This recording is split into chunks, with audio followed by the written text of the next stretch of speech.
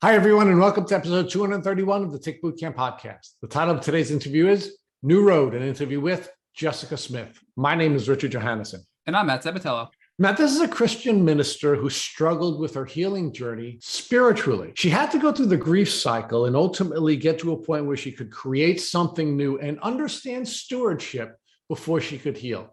And interestingly, another element of this journey is Jessica had to learn the importance of not being prideful and how, although she had the best of intentions, she was engaging in prideful behavior, and that interfered with her healing as well. Rich, this interview with Jessica had me on the edge of my seat the entire time.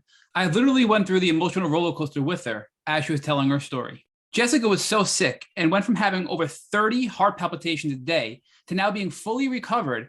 And she told us her health is even better now than it was before she got sick. Matt, I think there are two really powerful lessons that I want to point out before folks listen to this interview. The first is Jessica learned that she had to be a good steward so that she could heal, meaning as she was helping other people to heal, she herself was going forward with her healing journey. But there's a second thing. She came to understand that pride and the imposter syndrome are two sides of the same coin. And in order to be able to heal from Lyme disease, you have to make sure that you're not being prideful, and you have to recognize that you are a unique and powerful person who has the ability to heal, and you are not, in fact, an imposter. Matt, I'm really excited to introduce Jessica Smith to the Tick Bootcamp community. Hello, Jessica Smith, and welcome to the Tick Bootcamp podcast. Hey, thank you so much for having me. Well, we are really excited to have you, Jessica. As you know, from our previous conversations, you are somebody that we've been targeting for this podcast for quite some time. So we're really happy that you've been able to make the time to join us and to share your story with our community. So Jessica, let's give our community a context for you. So where do you currently live? Right now, I live in Klamath Falls, Oregon. Sunniest city in Oregon. It's Sunny City, Oregon? Yep, sunniest city in Oregon. Well, I'm happy to hear that. I didn't know there was ever any sun in Oregon. I thought it was kind of a rainy place.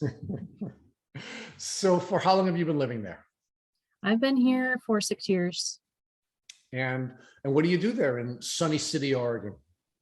I am a local director with Child Evangelism Fellowship, so I oversee all the ministry in our area. Cool. So it's always nice to have ministers on our podcast, and we're really blessed to have you. So talk to us about what your childhood was like, meaning where did you grow up and what kind of childhood did you have? Well, I grew up in the Willamette Valley of Oregon, so 4.5 hours north of here. And let's see, I'm the oldest of 7 children, so it was a fun growing up for sure. Yeah, really. You had prolific parents. Oh, yes. Busy parents, busy kids. When I was almost 5, we moved out to the country. And so that's where I spent the majority of my growing up, just out on a little farm, had about 6 acres. And yeah, I'm really blessed with my childhood. It was a good old fashioned childhood in the modern age. So Jessica, let's lots talk about of time outside. Yeah, so you grew up on a farm, and of course, as a farmer's daughter or as a farmer herself, I guess you ultimately matured into that. You were spending most of your time outdoors, and you had an outdoorsy experience. And I'm sure there are many things that your parents taught you to keep you safe in what is sometimes an unsafe environment, right? Farming can be dangerous. There are a lot of injuries that people suffer on farms. And I'm sure if you had, if you engaged in any animal husbandry, there was some risks that would come along with tending to animals. So talk to us about what kind of risks there were on the farm and how your parents taught you to be safe in that environment. I don't really remember a whole lot of that because, I don't know, we just lived our life and didn't do stupid things. For having so many kids in the family, it was really surprising how little injury we really had. There was a couple broken bones here and there, but nothing really ever happened. We just were careful. We took care of ourselves, and yeah, it just didn't come up really. All right, well, but let's talk more about that, Jess. So you're living on a farm. You're outside all the time. Did you have any animals on your farm? Yeah, We had, well, I raised goats. I started raising goats when I was 12. And so that was the large livestock we had for a while. We had some steers that we raised for beef, and some family friends had their dairy cow at our place for over a year. So I did learn that if the cow charges you, you kick her in the nose. So that was one safety thing. We had chickens, ducks, dog, cat, just your average. So now, were there any predators you had to protect your livestock from? And were there any diseases or any other kinds of things that you had to protect your livestock from? We had coyotes once or twice, raccoons occasionally, but not a whole lot as far as predators is concerned. As far as diseases, yeah, there was times when chickens would just up and die, and I was trying to figure that out. And I kind of liked animal husbandry. I liked playing vet or whatever. That's kind of what I wanted to be when I was really little.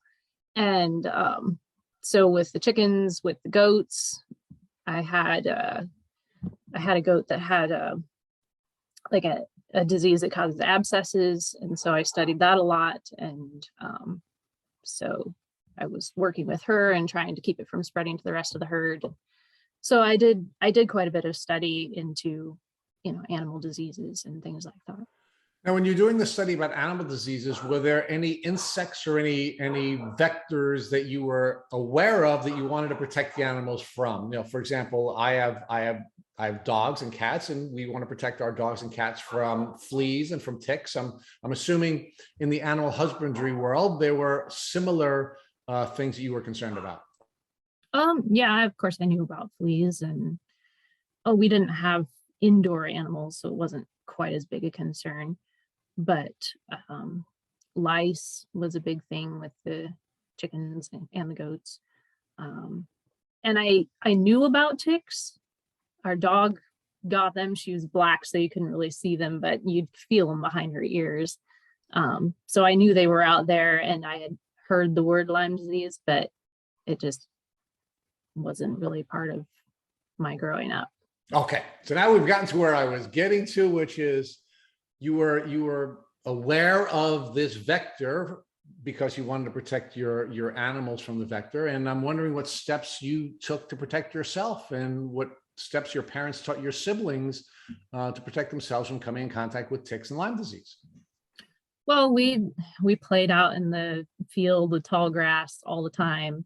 And I can remember once Dad saying, "Don't get ticks, you'll get Lyme disease."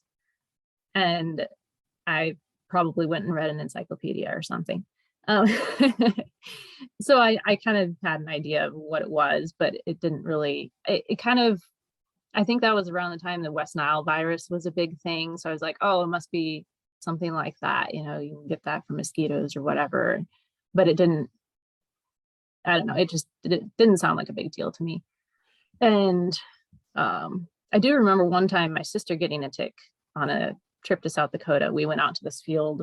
They had a bunch of buffalo out there, and the van was crawling with ticks when we got back in. It was just, that field was totally infested with ticks, and she got one. And of course she freaked out, and my uncle had to pull it off her. So that was kind of a traumatic experience, but that was the only tick experience that I can recall in my childhood.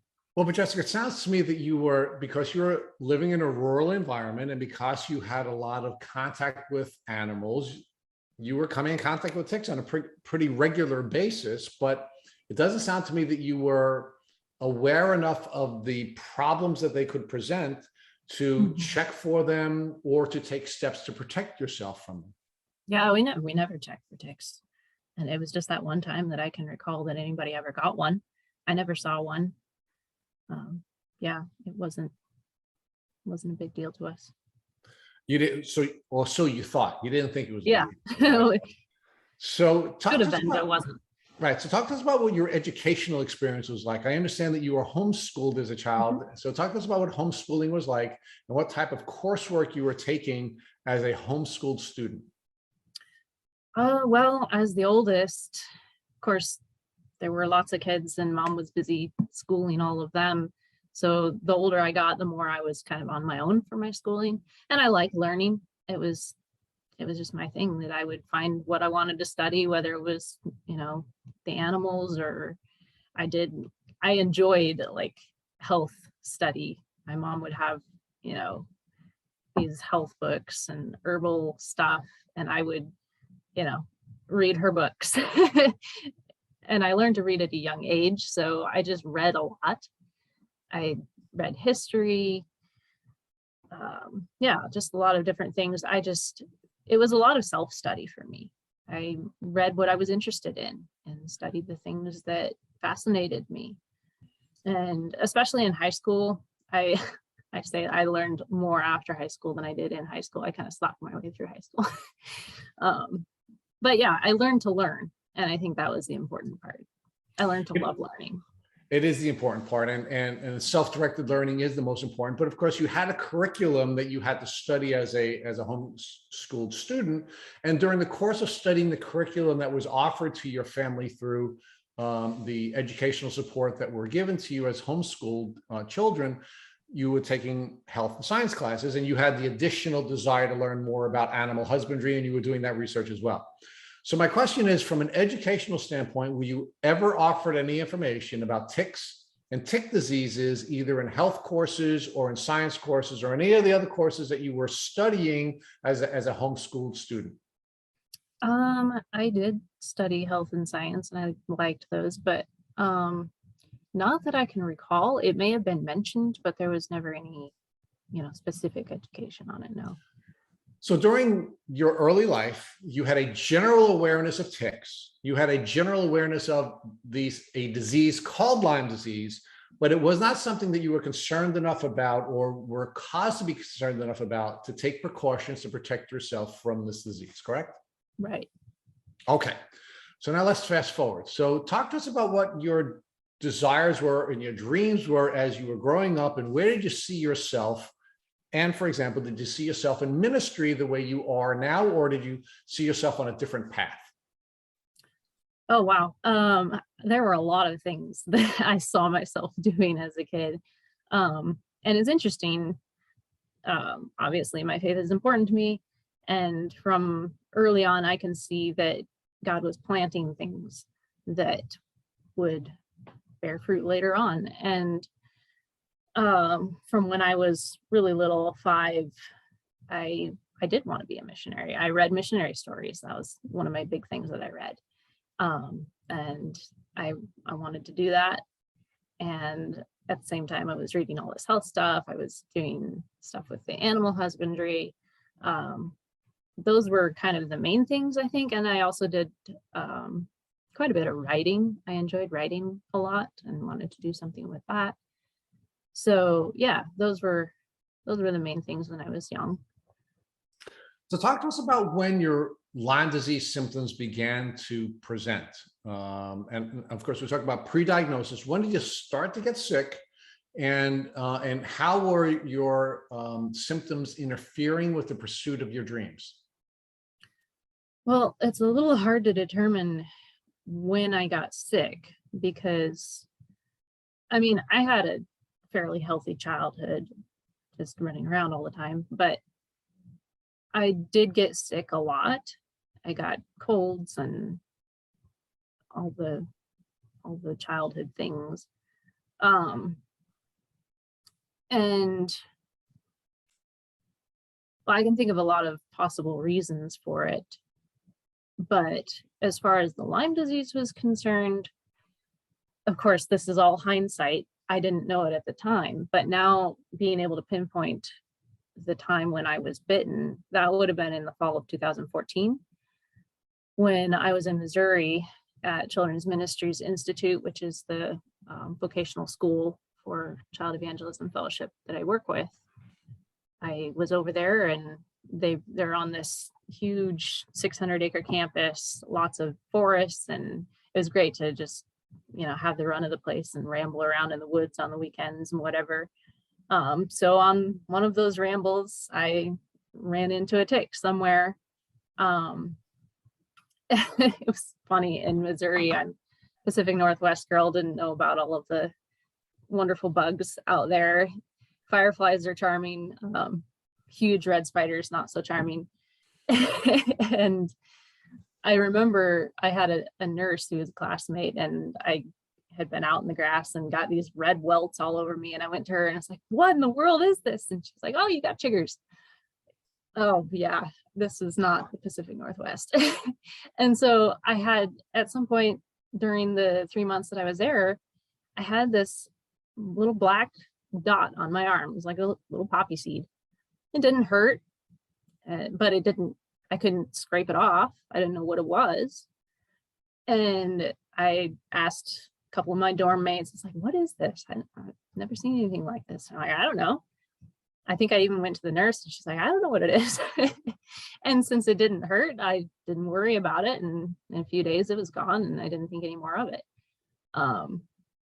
But I think I can, and I don't remember all the details of timing and everything exactly when it was, but I think I can pinpoint when it was during that course of the 3 months, because there was one era, a couple weeks, when we had a particular class that was just difficult for me, and it was difficult anyway, but I was not feeling good those 2 weeks. I got something, felt like I had the flu, was extremely tired, just wanted to sleep through class. But then class was over and I was okay. But I started to notice, and I'm not even sure if it was while I was still in Missouri or shortly afterwards, I started getting these sores on my arm where that spot had been, which I didn't put the two together at the time, of course. And of course I would try to put stuff on it, and nothing did anything to change it. And so I didn't know what to make of that.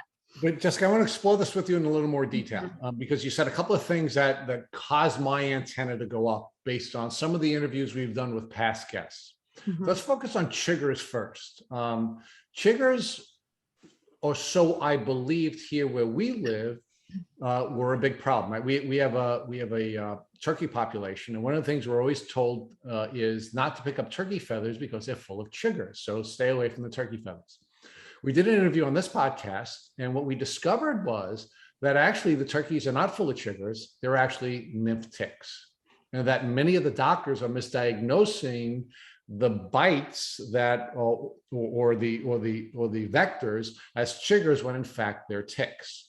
So one of the things that I want you to think about is what all of those bites look like, and whether or not you were in fact bitten by a number of ticks rather than just one tick.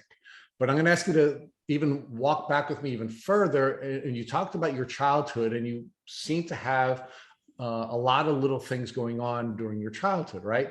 And one of the things that Matt and I debate about all the time is we've seen this phenomena where we have people who are like sickly children, and then they get Lyme disease. And the question that we always wonder is, were they really just sort of battling the Lyme during the course of their childhood, and it was just sort of presenting them with immune disruption, and that's why they were sickly? Or in the alternative, are we really interviewing people who have genetically compromised immune systems, and that's why they were sick a lot during their childhood, and then ultimately when they get the tick bite that causes them, or the series of tick bites that cause them to be bitten, cause them to be sick, that it was that, that sort of genetically compromised immune system that caused them to be unable to battle this vector. So give me your thoughts first on your sickly childhood, and whether or not you think perhaps you were just being bitten by ticks all during your life, and maybe that's why you were sickly, or do you think perhaps maybe you had a compromised immune system, and that's why you weren't able to win the battle in 2014 when you suffered your tick bite or tick bites? I do think it's certainly possible. I don't think that I was bitten by ticks in childhood necessarily, but I have thought about the fact that I do think that I probably had Bartonella as a child, because that can be carried by cats, and I was obsessed with cats as a child, and was scratched multiple times, and I was just around cats all the time. So I think that So could have been a let's- factor for sure. But Jessica, let's unpack that, right? So Bartonella is certainly a tick disease, and it's certainly something you can get from a cat scratch, right? So you think perhaps your immune system was compromised because of this contact that you had with Bartonella, one way or the other, and that might have put you in an immunocompromised position when you had your 2014 experience. I think that could have been a factor. And then also the house that we lived in growing up had a lot of mold issues. Okay. Which I think that played a big part.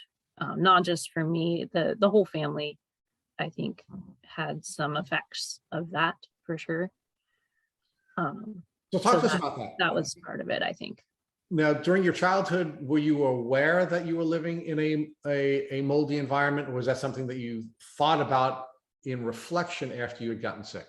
Oh, we knew it was everywhere. We were wiping coatings of mold off the windows. It was very bad.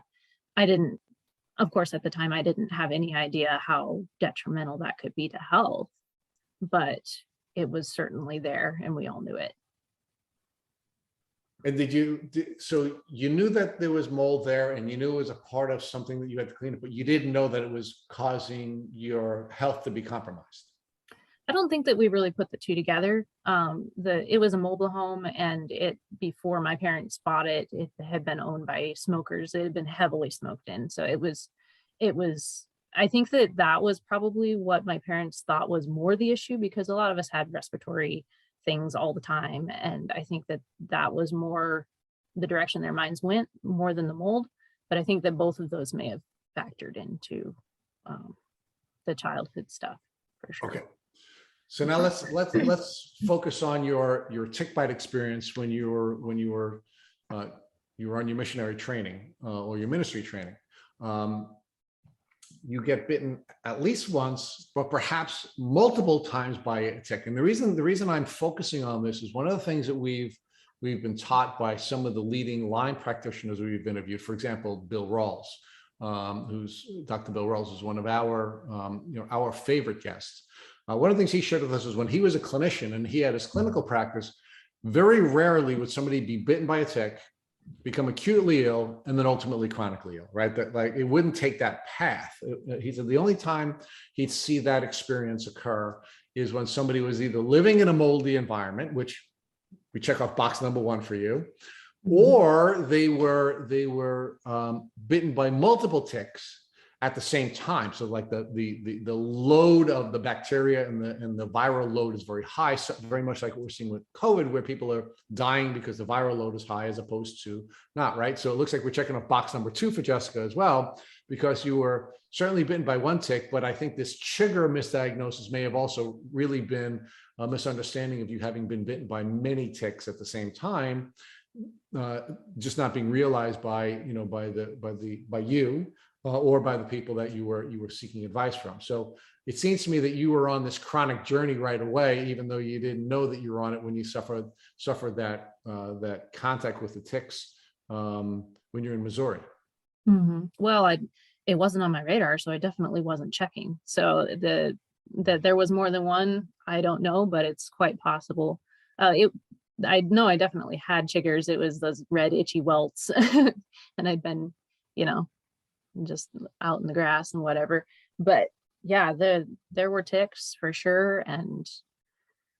But the fact that one, and I was getting reactions around that one, being able to put those things together for me, that was the main culprit. There were probably others, but that's the one I blame.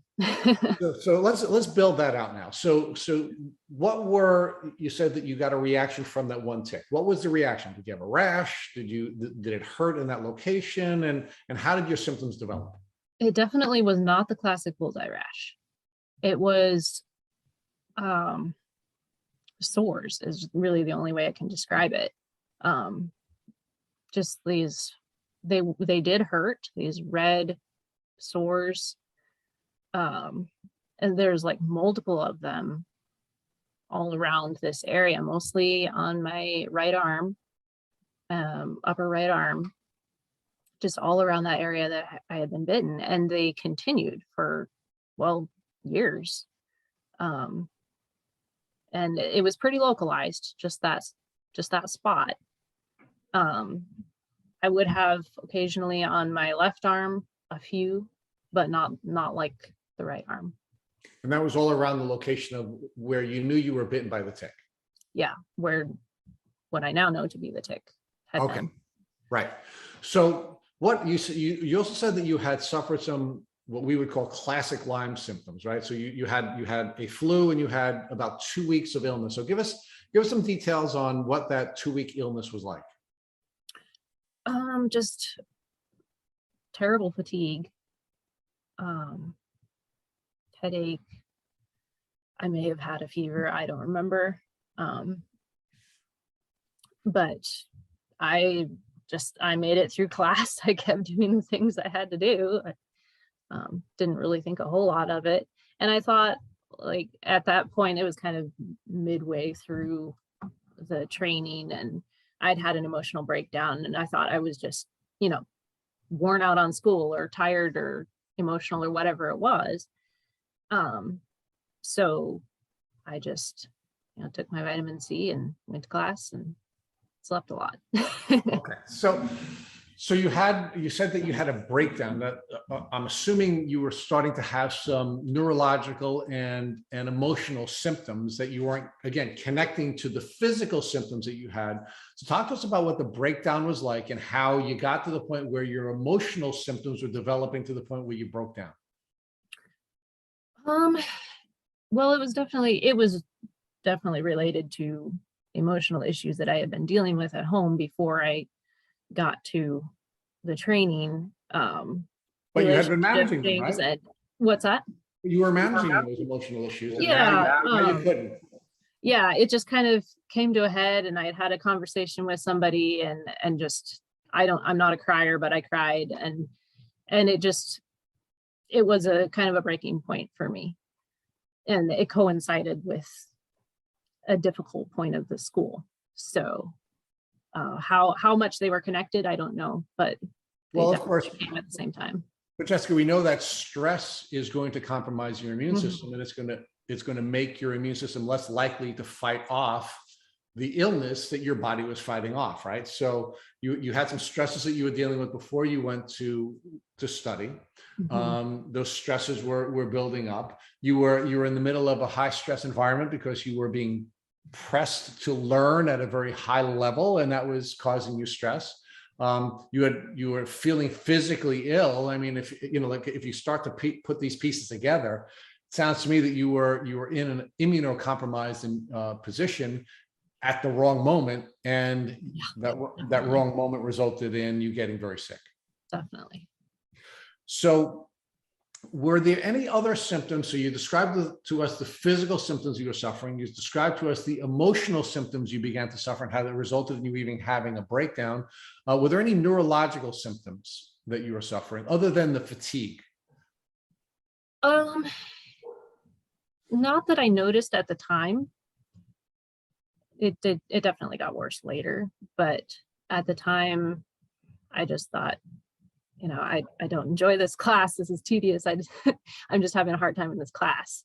So I didn't really think of it that way, perhaps, but it didn't seem necessarily harder than just the fact of being a hard class.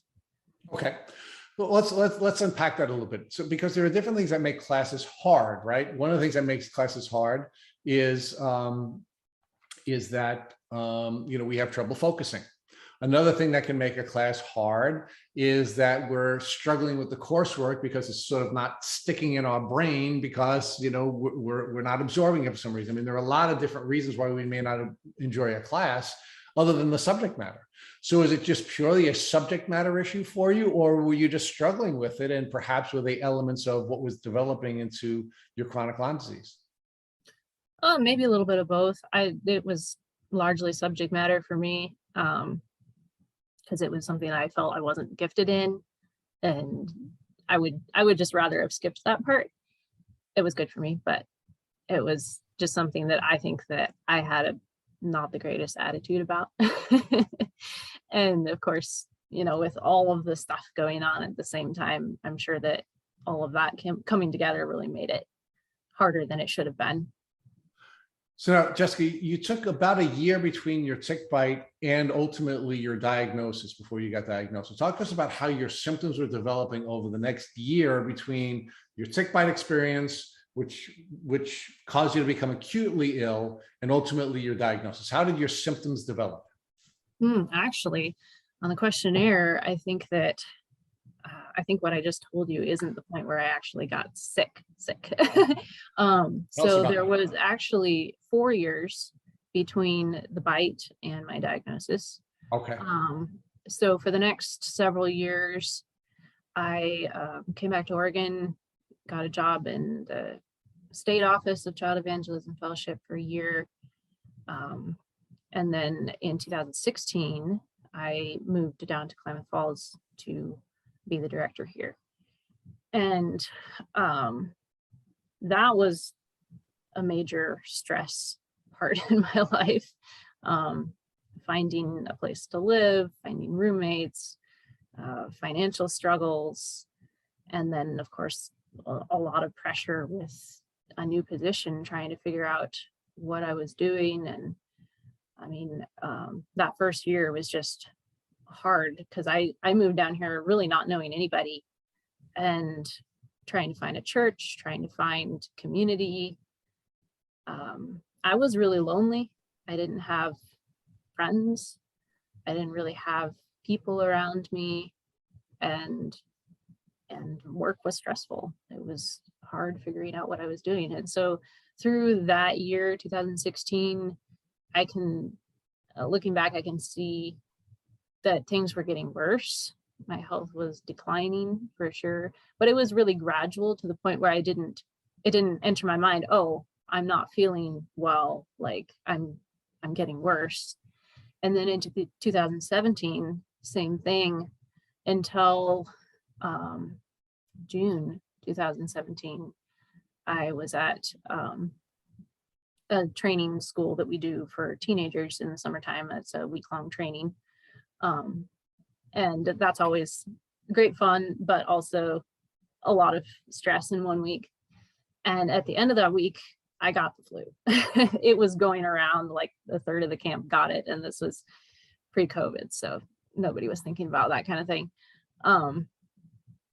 And so last day I was down, and I had to stay overnight at somebody's house and not bring my kids home until the next day.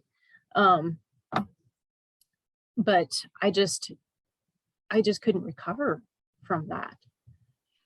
And of course, with ministry and everything, there was stuff to do, and I had to go do it. And I was out doing ministry sick, and that didn't help anything. But it just went on for weeks and weeks. I was still coughing, and I lost a ton of weight. I didn't have a lot to lose in the beginning, and I lost about 20 pounds. I was very frail. So my family came to visit me in July. Some of my extended family had come out from the Midwest, and they were visiting. And my mom, she was very concerned. She's like, "You are skin and bones. You need to find a doctor. You're a mess." And I live pretty close to Crater Lake National Park, and we went up there and just walked around a little bit. We didn't do any hikes or anything, and I was just wiped out.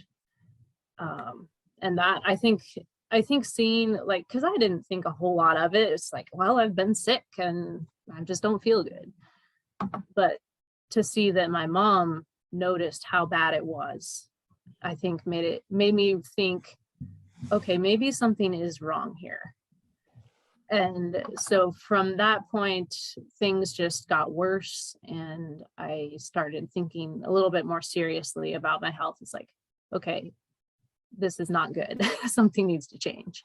So Jessica, let's pause there for a second, because I think we need to unpack this a little bit, right? So you had several years of developing symptoms where you're getting sicker and sicker, but you're not doing anything about it. You're not going to a doctor. You're not even acknowledging that you're getting sick, at least cognitively acknowledging that you're getting sicker.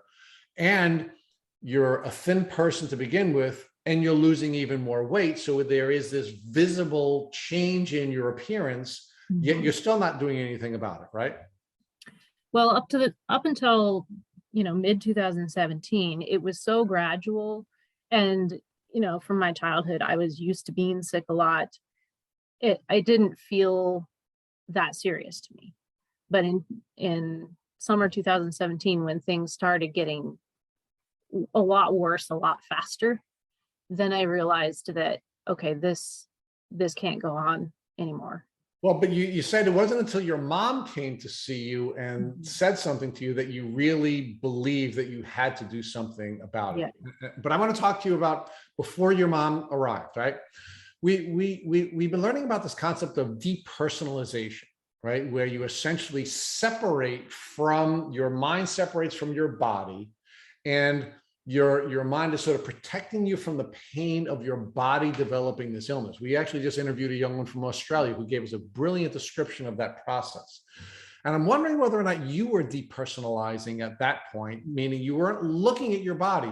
Your mind had essentially abandoned your body and sort of dragged your body through all of the things that you were doing in ministry, and you weren't even realizing or even in touch with your body enough to know how sick you were and that you had to take some action. Oh yeah, I'm sure. Because I'm a very driven person. I want to do a good job of things.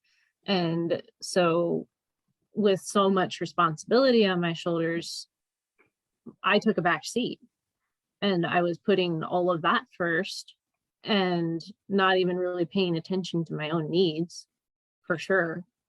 But that's good. This is a little bit different. It's a little bit different than just not paying attention to your own needs. It's literally not seeing them at all, right? I mean, what's happening is your brain pathways are changing, and you're in fight or flight mode, and your body's protecting, your mind is protecting you from this body that is abandoned. And it's been described by other guests that we've interviewed as almost like watching your life, like you're above your life and you're watching this life play out, but you're separated from it as a result of this depersonalization.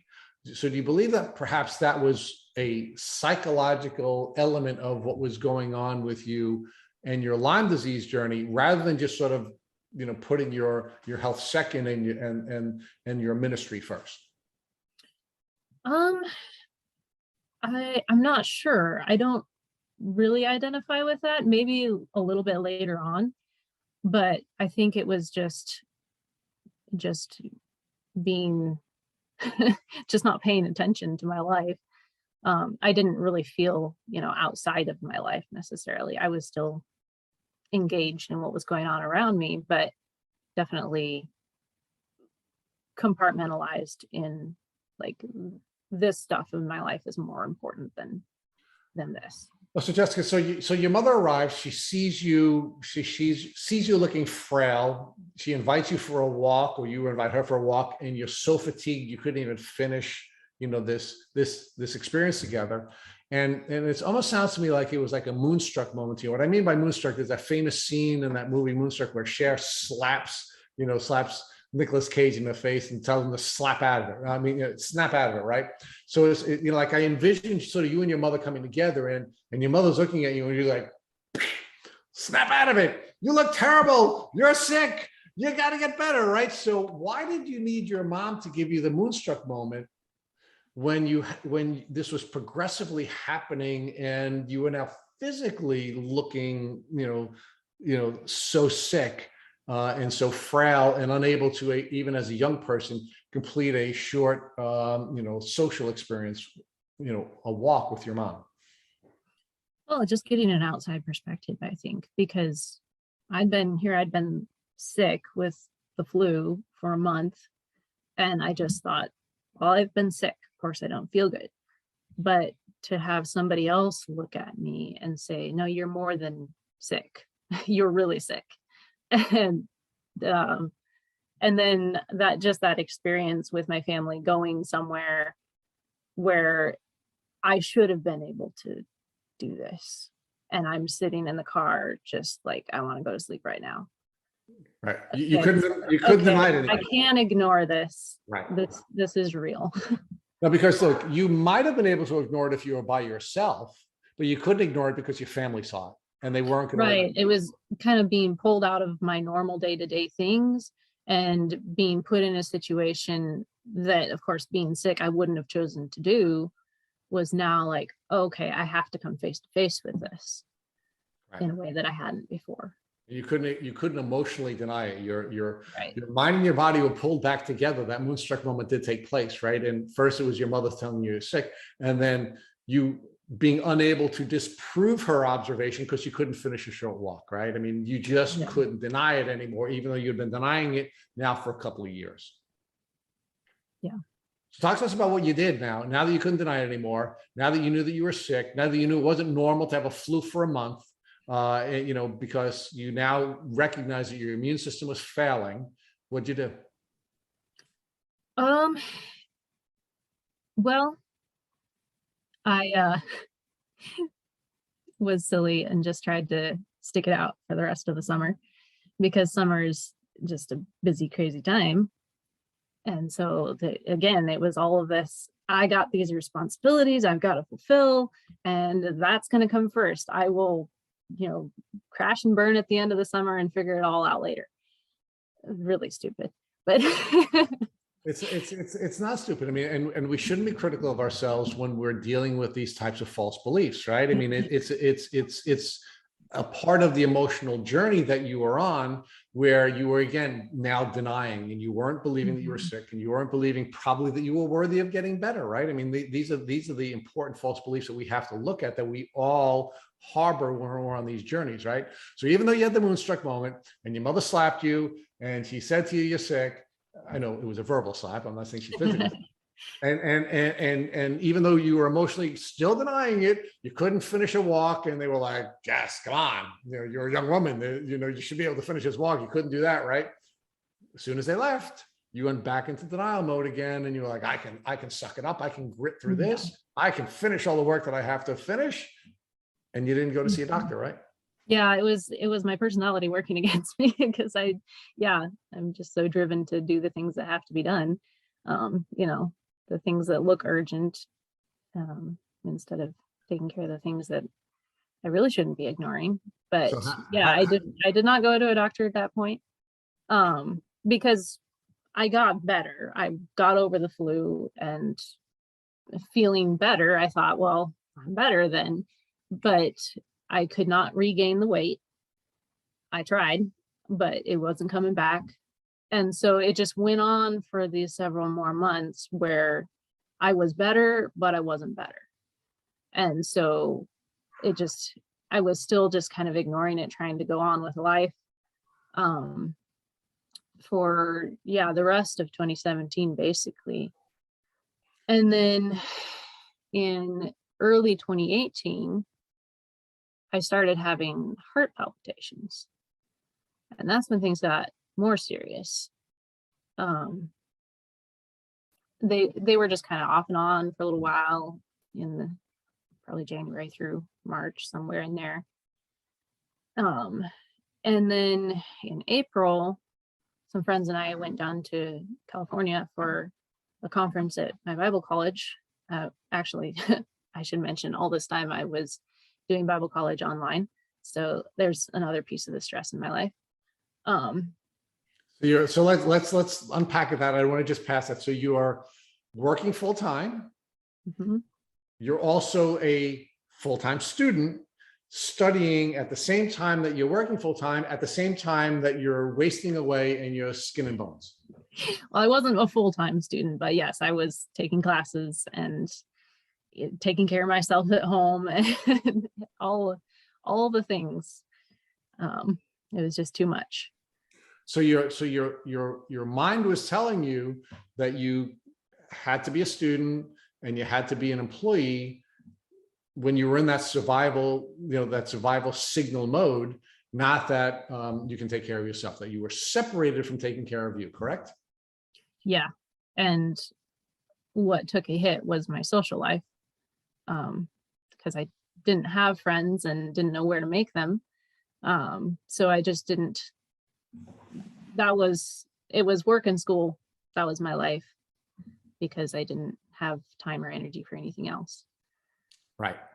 Because all of your energy was going into things other than getting you better and creating a social support system that would allow you to have the kind of support you would need to get better, right? Mm-hmm. Yeah. All right. So when does the crash come? Well, okay. So I was talking about, we went to California in April. And so we were at my school for this conference, and I was in a session, and I was having very strong heart palpitations. It was like throwing me against the wall kind of thing. So I left the session, went into the library and lay down. And my friends, of course, they're concerned. They're like, do you need to go to the ER? Are you okay? But just, I laid down and I felt better. And by the end of the day, they were gone. And so I was up moving tables and helping out and all this stuff. But I did actually look up where the nearest urgent care was. I was thinking about it.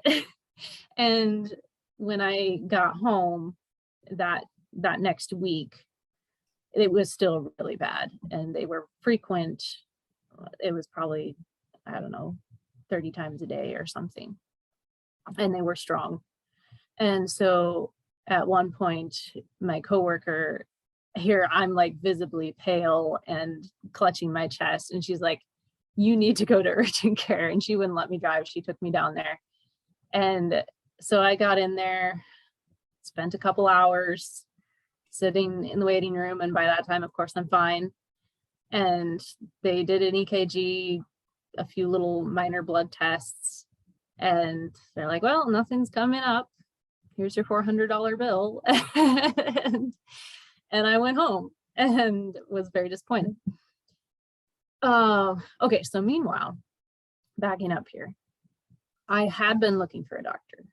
I think I started in probably January or something, really seriously looking for a doctor. And what does that mean, Jessica? Seriously looking for a doctor? I mean, what does that mean? Well, I knew I didn't want to just go to any doctor, because I don't know where this came from, if it was my mom's health books or whatever, but I had a holistic view of health. I didn't want to just go to an ordinary general practitioner. I wanted to go to a naturopathic doctor, somebody who was going to do things naturally, look at my body holistically.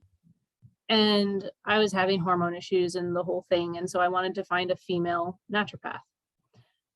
And Klamath is small town. I mean, it's big city to me, growing up in a town of 1,000, but there's not a whole lot of options here. So I was just kind of going through the list and looking at the options I had. And I went to one, and they're like, oh, she's not taking new patients. And so I was trying my options, and there wasn't really much to choose from. And so I was discouraged, and I started looking kind of more surrounding area, if I might have to go farther to find somebody. And it was just getting discouraging looking for the right person, because of course the urgent care visit confirmed things. But I'm like, I don't want to just go to conventional medicine, because for one, I can't afford it. And for another, I don't believe that they're going to address my needs. Because I knew that something complicated was going on. So in February of 2018, my grandma and I went to this integrative health conference that a breast cancer survivor had put on at her church. She pulled together this panel of local health practitioners and just had them speak. And it was mostly on cancer stuff, which I didn't believe I had cancer, but grandma and I decided to go. And another point here, my grandma was living with me at the time. She actually moved in with me a month before I got the flu. So she was living with me through this whole period of being very sick, which was a huge blessing. I'm so grateful. I don't know how I would have survived without her. But we went, and I had been praying for the right doctor. And so I prayed that one of these people, one of these panelists, would stand out as the one I needed to go to. Went through the whole day. Nobody stood out. None of them seemed to be the fit that I was looking for. But they had tons of door prizes. The whole front of the stage was lined with dozens and dozens of door prizes. And that's not really my thing. I never win stuff. But at the very end of the day, I won a door prize, a vitamin B shot from this one naturopathic doctor's office. And so I'm like, oh, okay, I guess I know where I'm going, because she's not going to give it to me if I'm not a patient. So I made an appointment, and of course she's booked out all the way to June. So I had this appointment coming up in June.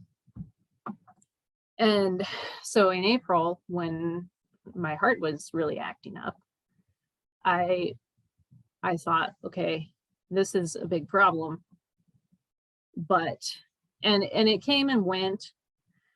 And I started taking some herbs. I took kelp because I thought maybe it's my thyroid. I'll just take this. And it got a little better. And so I thought, okay, I can survive until June. I'll make it. I have this doctor's appointment. At least I have something to look forward to. But by the end of April, it was still bad. And I was just at the end of my rope. And I was very fatigued. I was constantly late to work because I would wake up half an hour before or whatever, and rushing out the door without breakfast and all of these things. And so one day I was laying in bed, late for work again, just didn't want to get up. And I was like, I don't know what to do. Am I dying? What's going to happen? And the phone rang before I'm even out of bed. And it's this doctor's office. And she's like, we had a cancellation at 9. Can you make it? And I said, I will be there. And so I was up and out of the house and got to the doctor's office, and it was a miracle, because she said I was the 20th person she called trying to fill this thing. So I got in, and we had like an hour and a half conversation about everything you could think about. Jessica, what kind of doctor was this doctor? She was a naturopathic doctor, and in Oregon they're licensed, so she's an ND. So she has all of the privileges of a medical doctor, and knows how to do things holistically, which is exactly what I wanted. So yeah, she was amazing. She was patient, took time for me, asked tons of questions. And she was asking me about things I'd never thought about before. Asking me about my travel, where I'd been, and had I been bitten by a tick, which I said no, because I didn't think I had. And so she ran a bunch of tests, a full thyroid panel, full hormone panel, tested for parasites. And I was just very encouraged, even not having any results yet. I was so thankful that she was taking the time for me, and that she'd been able to pinpoint a few possibilities. And I was like, okay, this makes sense. I was in Mexico in 2014, and that's when things, maybe started to change. Maybe I picked up a parasite. And yeah, I think she gave me some, I can't remember if it was then or later, she gave me berberine to take for gut health. But I started, feeling a little better, just having some hope. And then I got the results, some hormone imbalances, obviously, and then no parasites showed up, but there was bacterial imbalance. So I did work on gut health, and that helped. But then at my follow-up, she, based on those sores on my arm, I showed her those again, and she's like, I'm going to test you for Lyme disease just to rule it out. And so she ran the test, and I was like, well, I don't think I have Lyme disease, but whatever. So she drew the blood and had to, where did they send it? I can't remember the name of the lab now, but it was a Western Blot, and she sent it off. And then I just, went about my life. And at this time I was preparing for a mission trip to Ethiopia, which was a big dream come true. I have family from Ethiopia, and it was just really exciting to be able to do that. And so at that appointment also, she wrote me a prescription for Malrone, which is an anti-malarial, since I was going to Africa. And then at the end of June, in first few weeks of July, I headed off to Ethiopia. And a funny thing was, the day before, like hours before I headed to the airport, I got the call from her office. Your Lyme test came back positive. Come back in when you get home and we'll talk about it.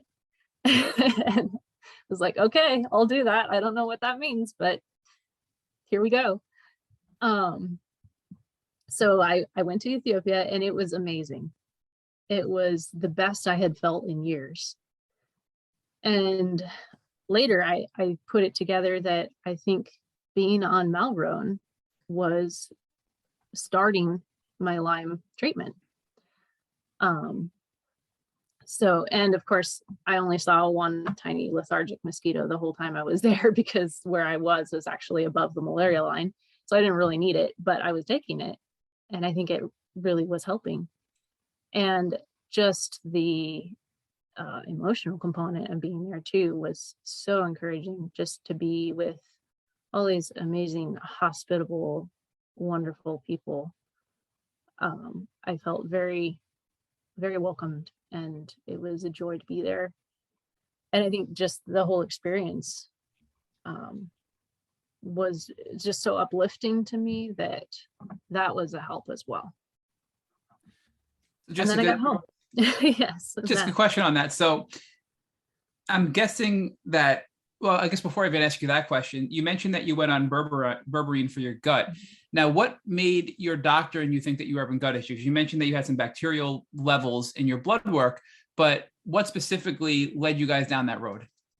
Well, I can't recall if she gave me that at the initial appointment, or if it was at the follow-up where we discovered the bacteria imbalances. I'm thinking probably the latter.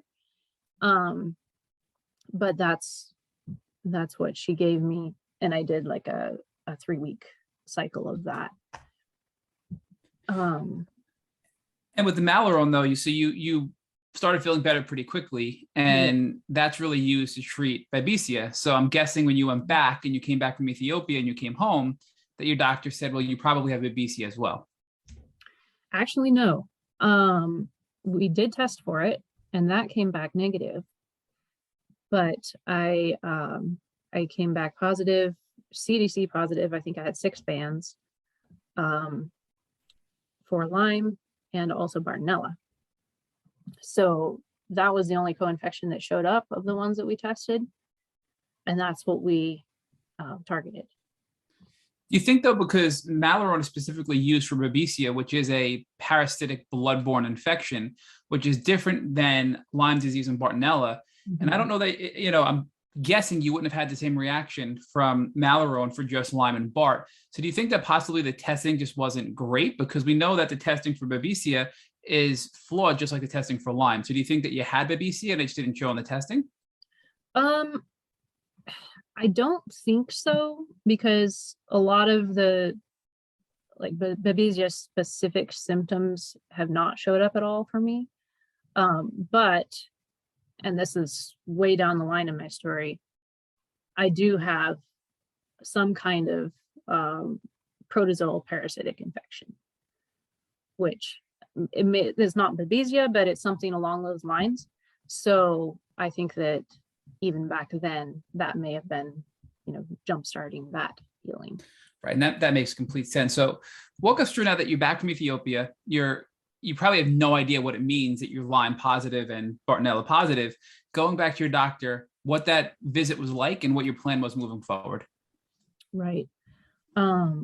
Yeah, I really didn't know at all what that meant. And of course, I had no time to think about it or Google it or anything. And actually, after being so amazingly well in Ethiopia, I got food poisoning on the plane home and was as sick as could be.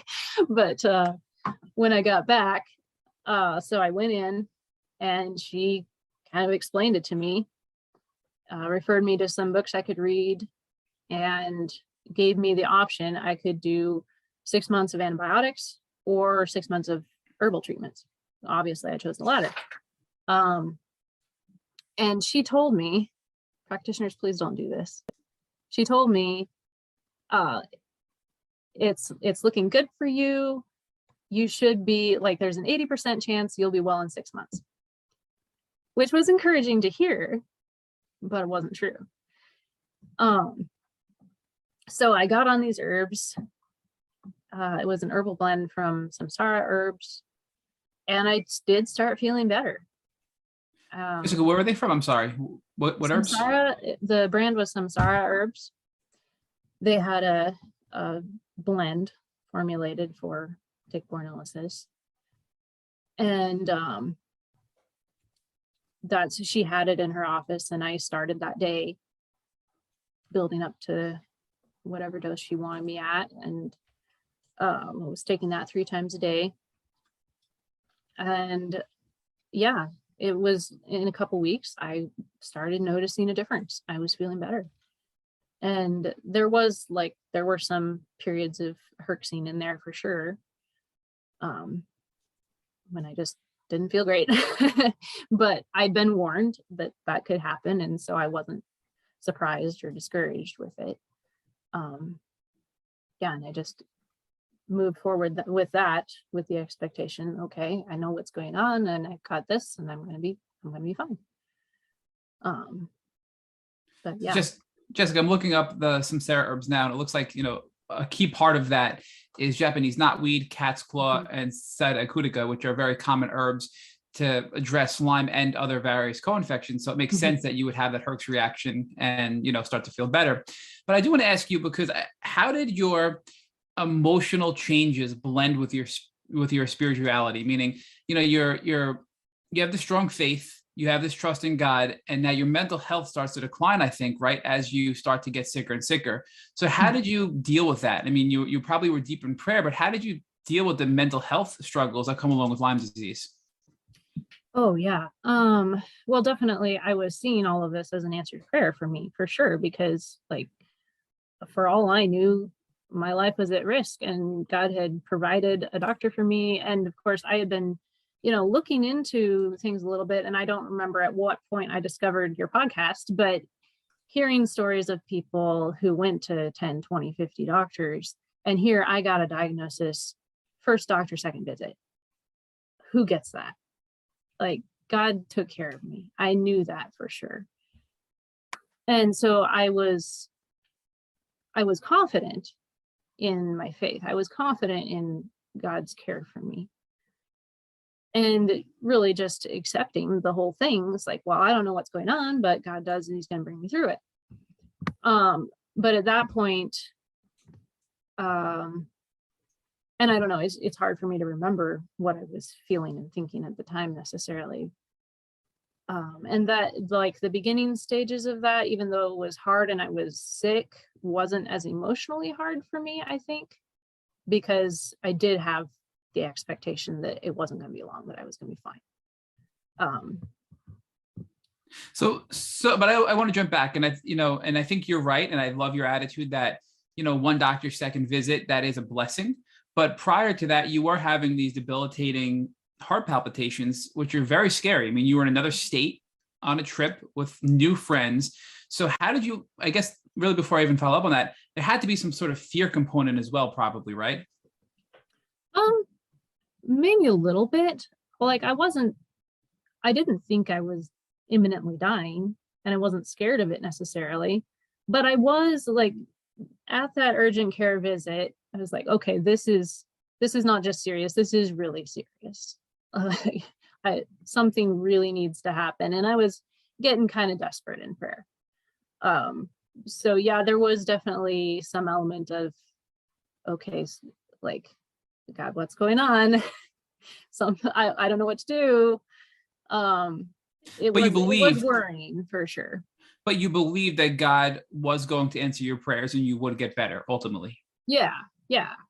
So that faith kept you going to find a solution, which you ultimately got, right? And then from there, your faith kept you going that you're going to get better because you were told you're going to get better, which unfortunately, I wish your practitioner didn't do that, because I think that in itself is emotionally devastating when you don't get better, when you're told you're going to get better. And I personally have been through that as well. So, walk us through, I guess, before we get to that part, the 6-month window of being on this herbal protocol, you made some gains, you said, and you had some herxing. So what were those gains? What symptom relief did you get from the herbal protocol? Well, I wasn't having nearly as much fatigue.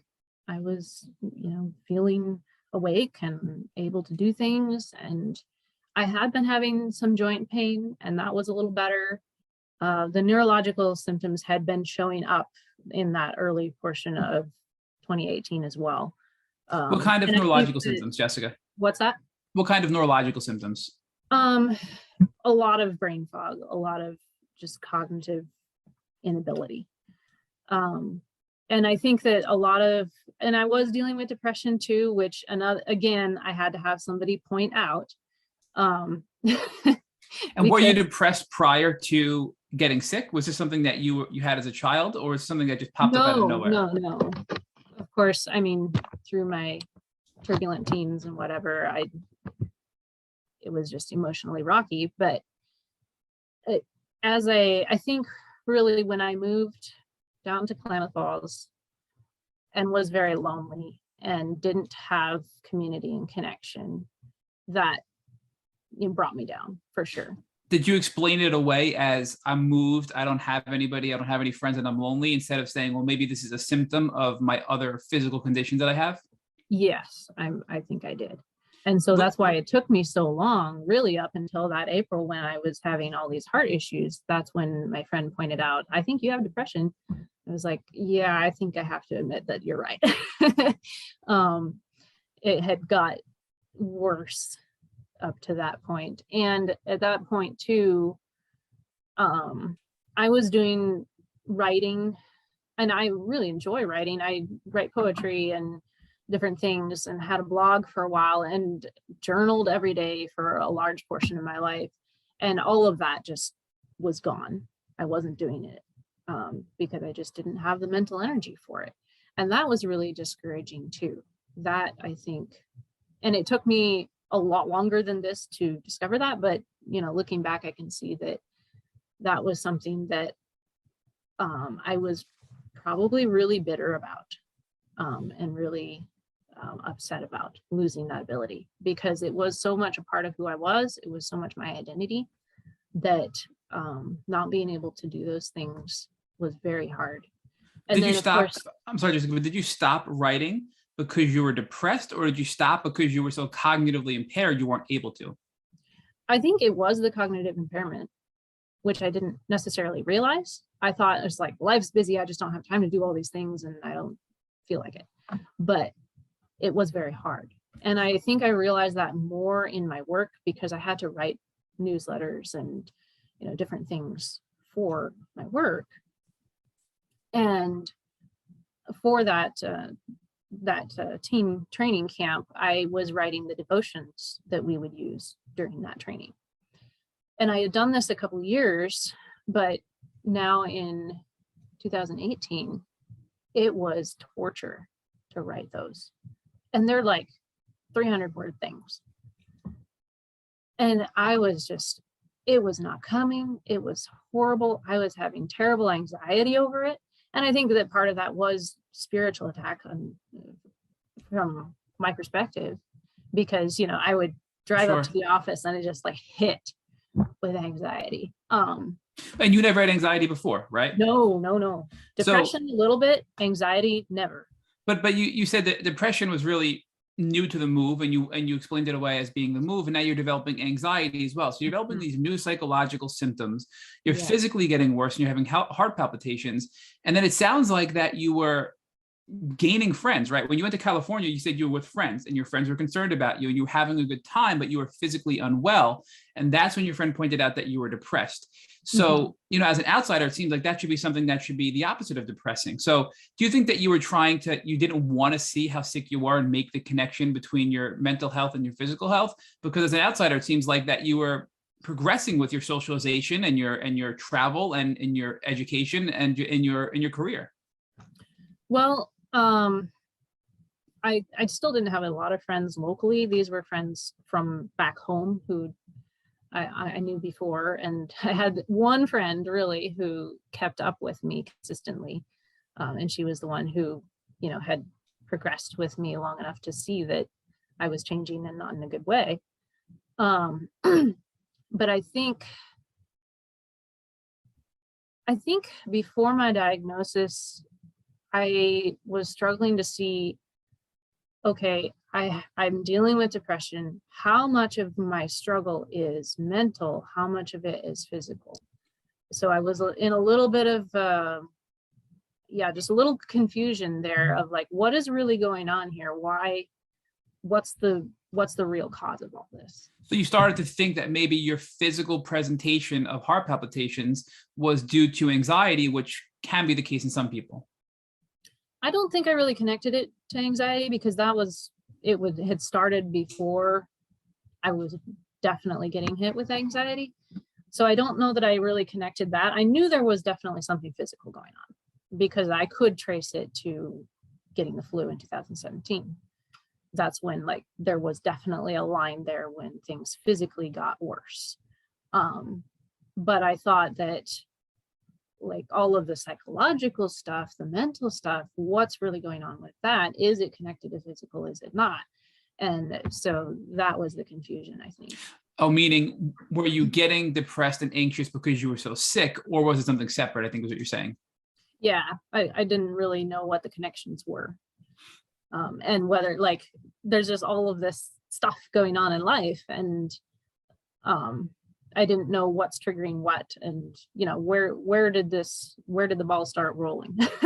So and it is super confusing, and I totally understand where you're coming from with that.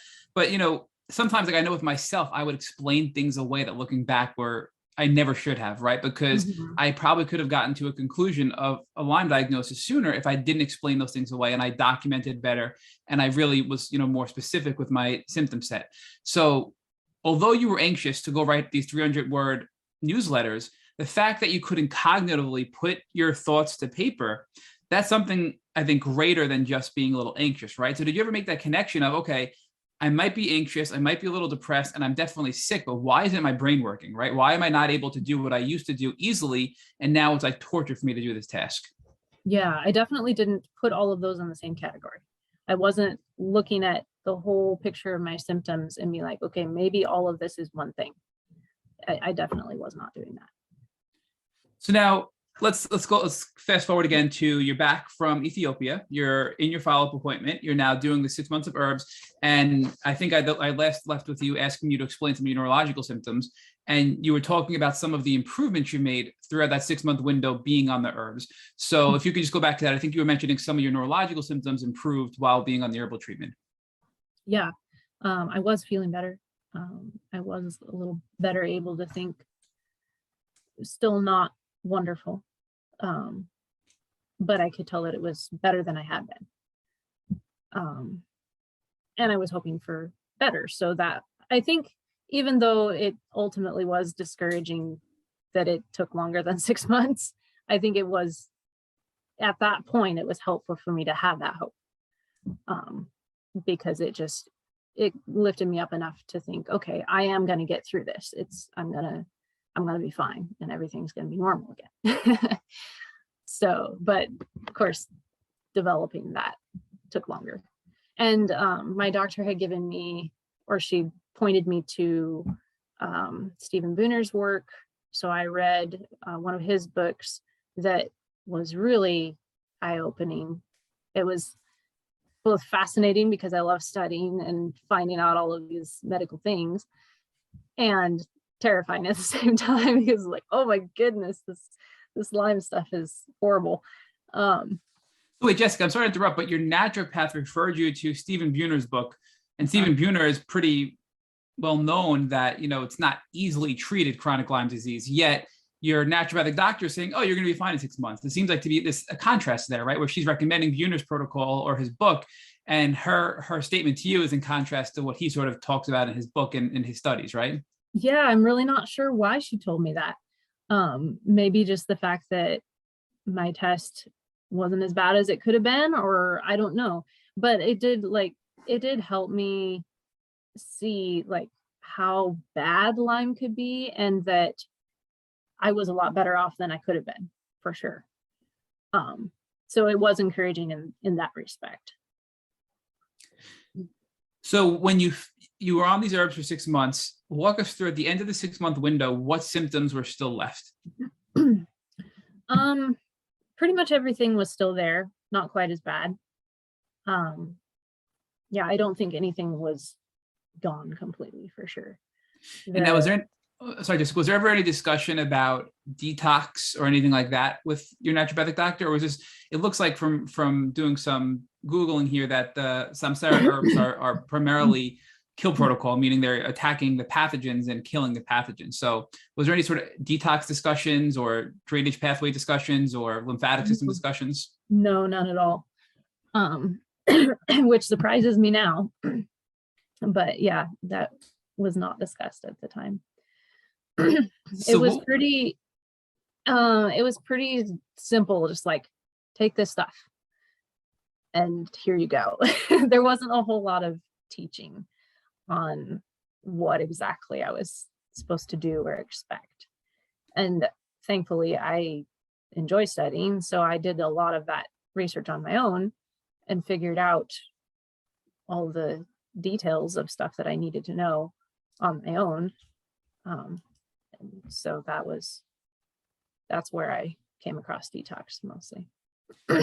So when you went back to your doctor, the 6 months is up, you're feeling a little bit better, but you're still really sick. What's her reaction? Because she told you she'd be cured by now, right? So what is she saying to you when you're saying, I'm still sick? At that point, she had a hyperbaric oxygen chamber that one of her other Lyme patients had actually donated to the office. And so she let people use that for $10 a session, which is insane when you look at what it costs typically. So that was another God thing, another big blessing. And I started doing that. I started going every week for a hyperbaric session.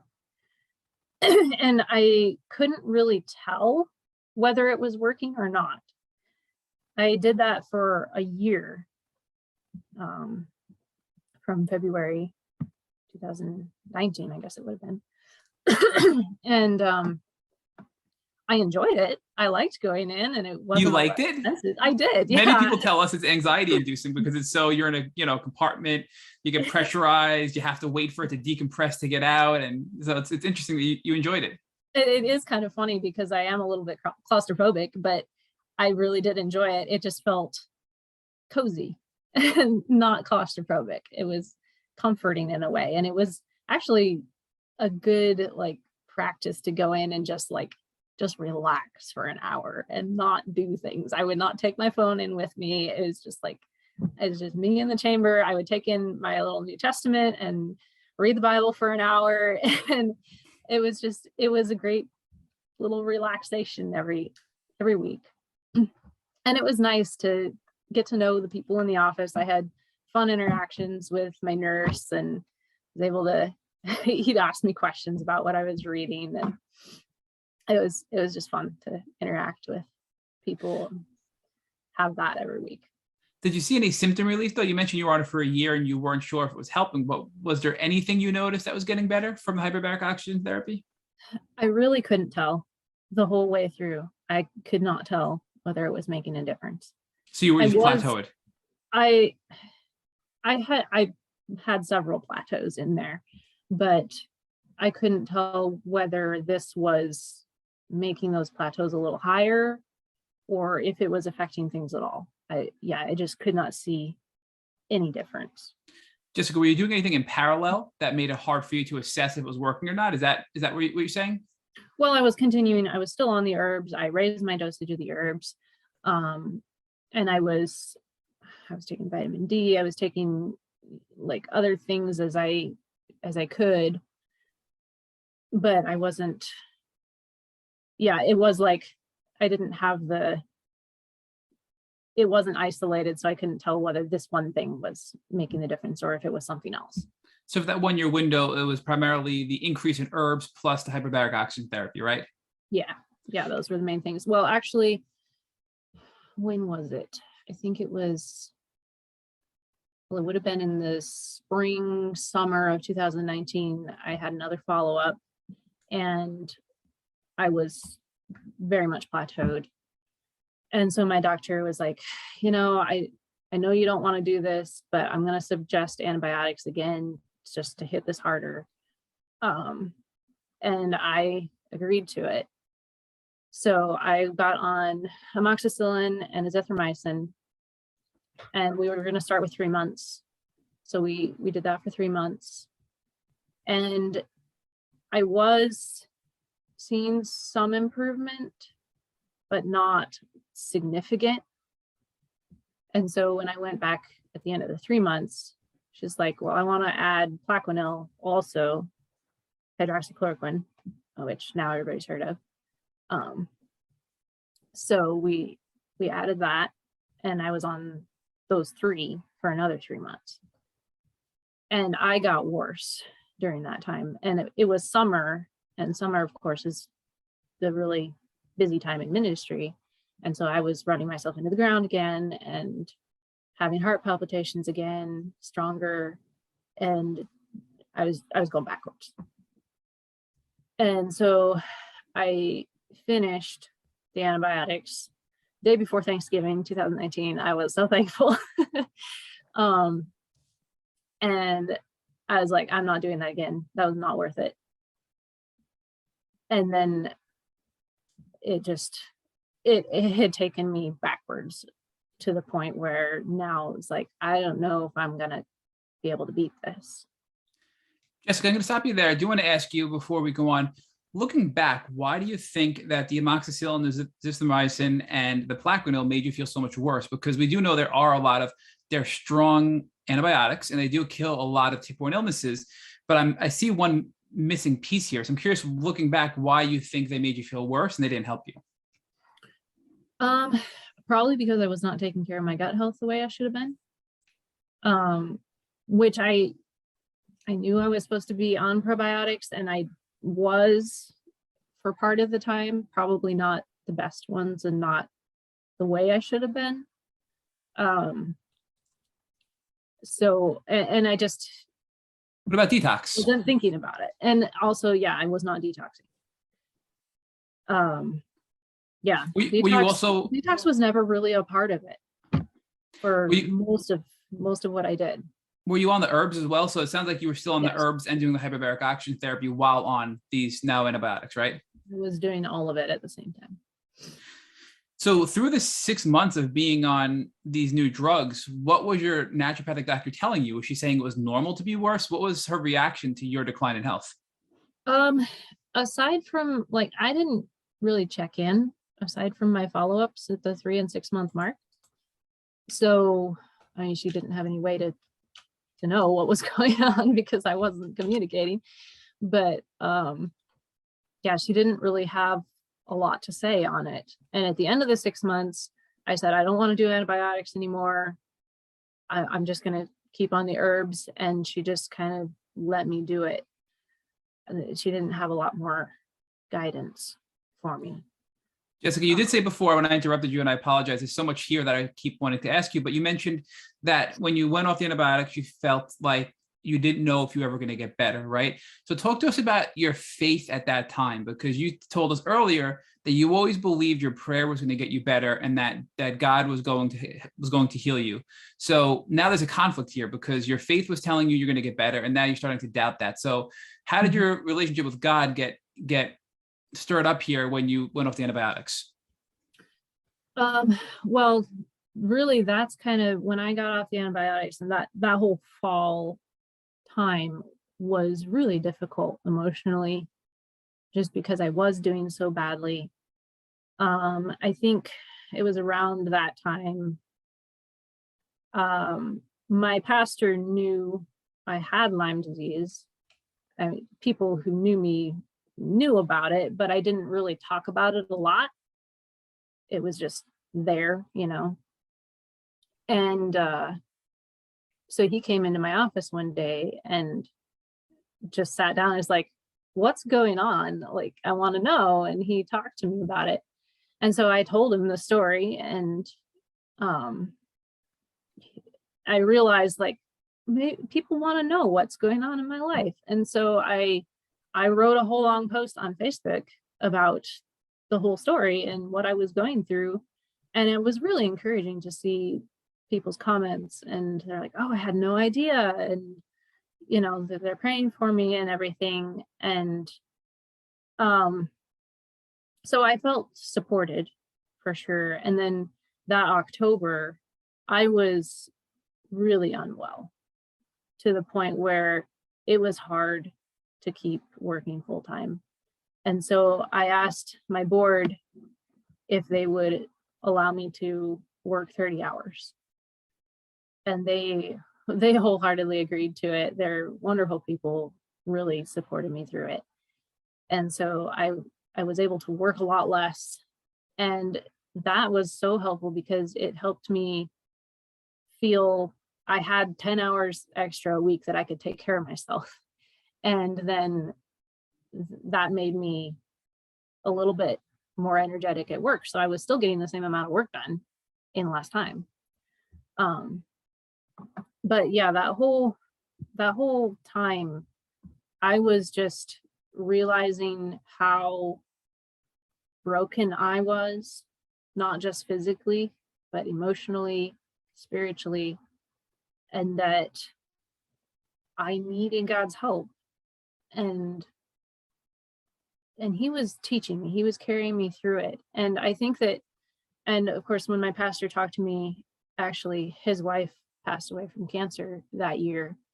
And so he was going through a lot of grief, and he gave me a book by a woman in Oregon who's also had Lyme disease. And it's called The View from Rock Bottom.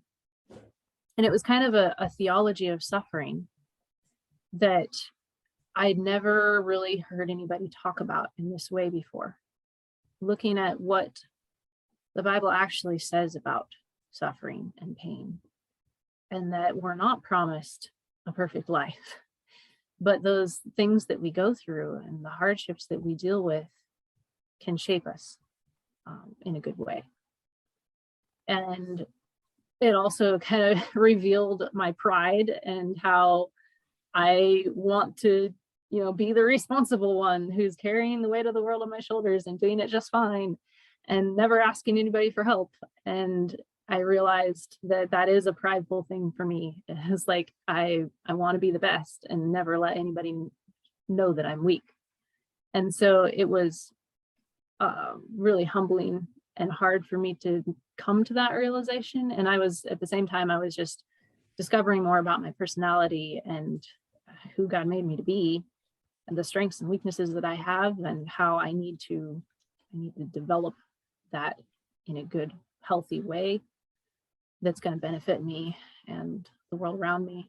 And a big portion of that was learning to ask for help from people. And so I had to start doing that. My body forced me to, and it was good for me emotionally and spiritually to be forced into that realization that I cannot do everything by myself. So Jessica, it seems like every time you thought you couldn't go on anymore, God will give you some sort of relief. In this case, it was sharing your story with your pastor, and then being able to share on social media and having all this compassion come out to help you and want to support you when you thought you had to be the strong one to help everybody else, right? And that gave you then the energy and the drive to continue on when you thought you couldn't anymore. Yeah. And I think that fall, really 2019, that time, I really came to a place of acceptance. Not that I didn't want to get better and not that I wasn't going to keep working for it, but that if this is what I have to deal with in my life, if this is what's going to make me a better person, I'm okay with it. I'm going to accept it. And like, really, I didn't know how bad I would get. I didn't know if I was going to get better or if I was going to get worse, if I was going to die. And so there was a period there where I thought, okay, I need to surrender my life. If I die, it's okay. I trust God and I believe that he has the best for me, whatever happens.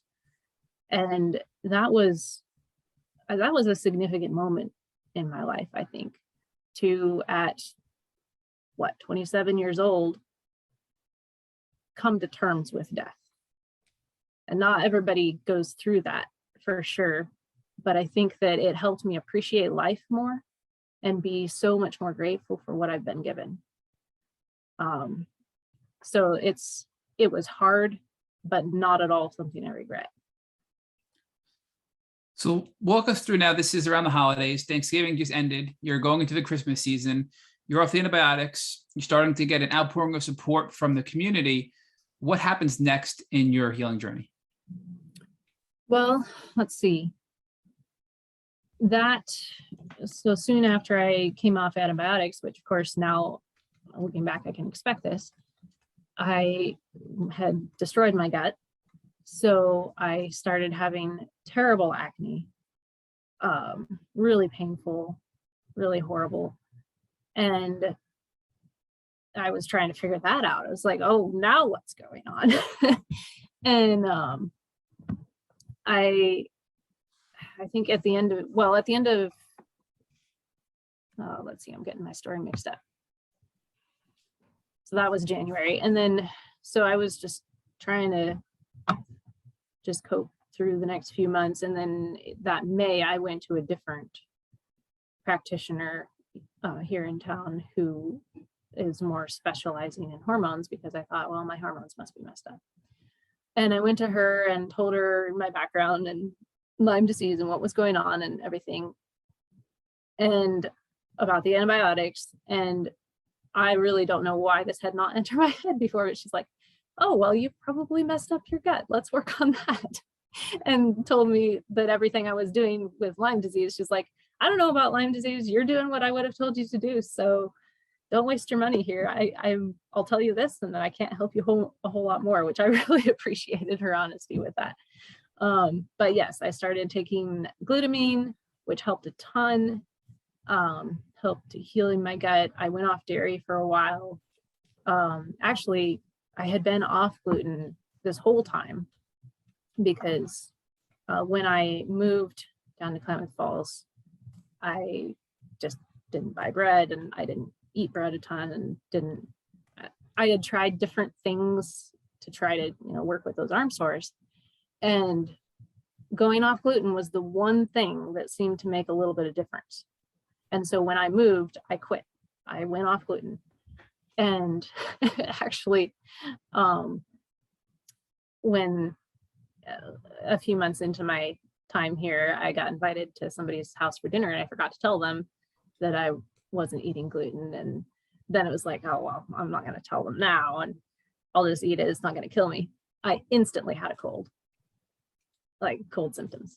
And I was like, okay, that must be why I was always sick. And so that really confirmed to me that I needed to be off gluten. And so this whole time, I think that was one factor that kept me from getting as bad as I could have been with Lyme disease. I was already eating fairly clean, didn't eat a lot of sugar, ate good foods. So I think that my diet really helped prevent me from going as deep as I could have been in Lyme. And so now with my gut health stuff, I decided to go off dairy, really strictly off sugar, really work on my gut health, which I did. I took probiotics, did another berberine cleanse, and that helped a lot. I'm still, now it's been over a year since coming off antibiotics, and I'm, oh goodness, it's been 2 years now since coming off antibiotics, and I'm still seeing effects of that. I'm still healing my gut. I'm pretty close, but that took a pretty heavy toll. So that was 2020. And of course, COVID, the hyperbaric oxygen chamber broke the week before COVID. And so that was the end of that for me. Haven't gone back since. And then 2020, I just kept pretty steadily on the herbs. Actually, when was it? I think it was around the time I got off antibiotics. I realized that it was not financially sustainable for me to continue on samsara herbs.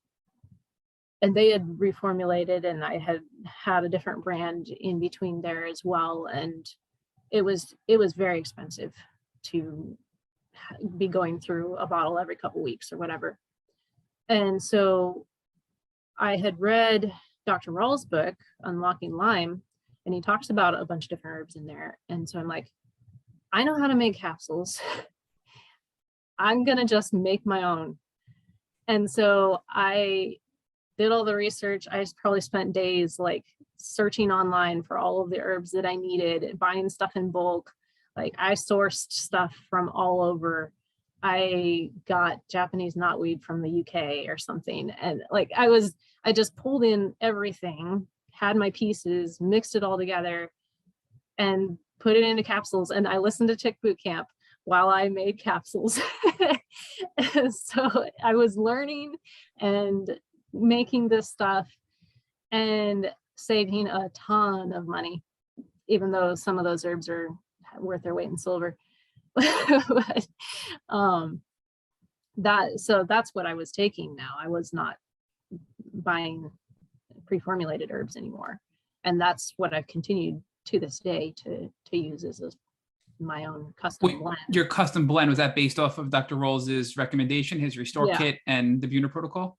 It was, I took what was on the samsara bottle, researched those, researched the ones in Dr. Rawls' book, the Buhner Protocol, and just like put together what I felt was the best fit for me, because there were herbs in the samsara that, were Babesia oriented that I didn't feel like I needed. And so I did a ton of research to figure out what exactly was going to be the best fit for me and just formulate something just for me.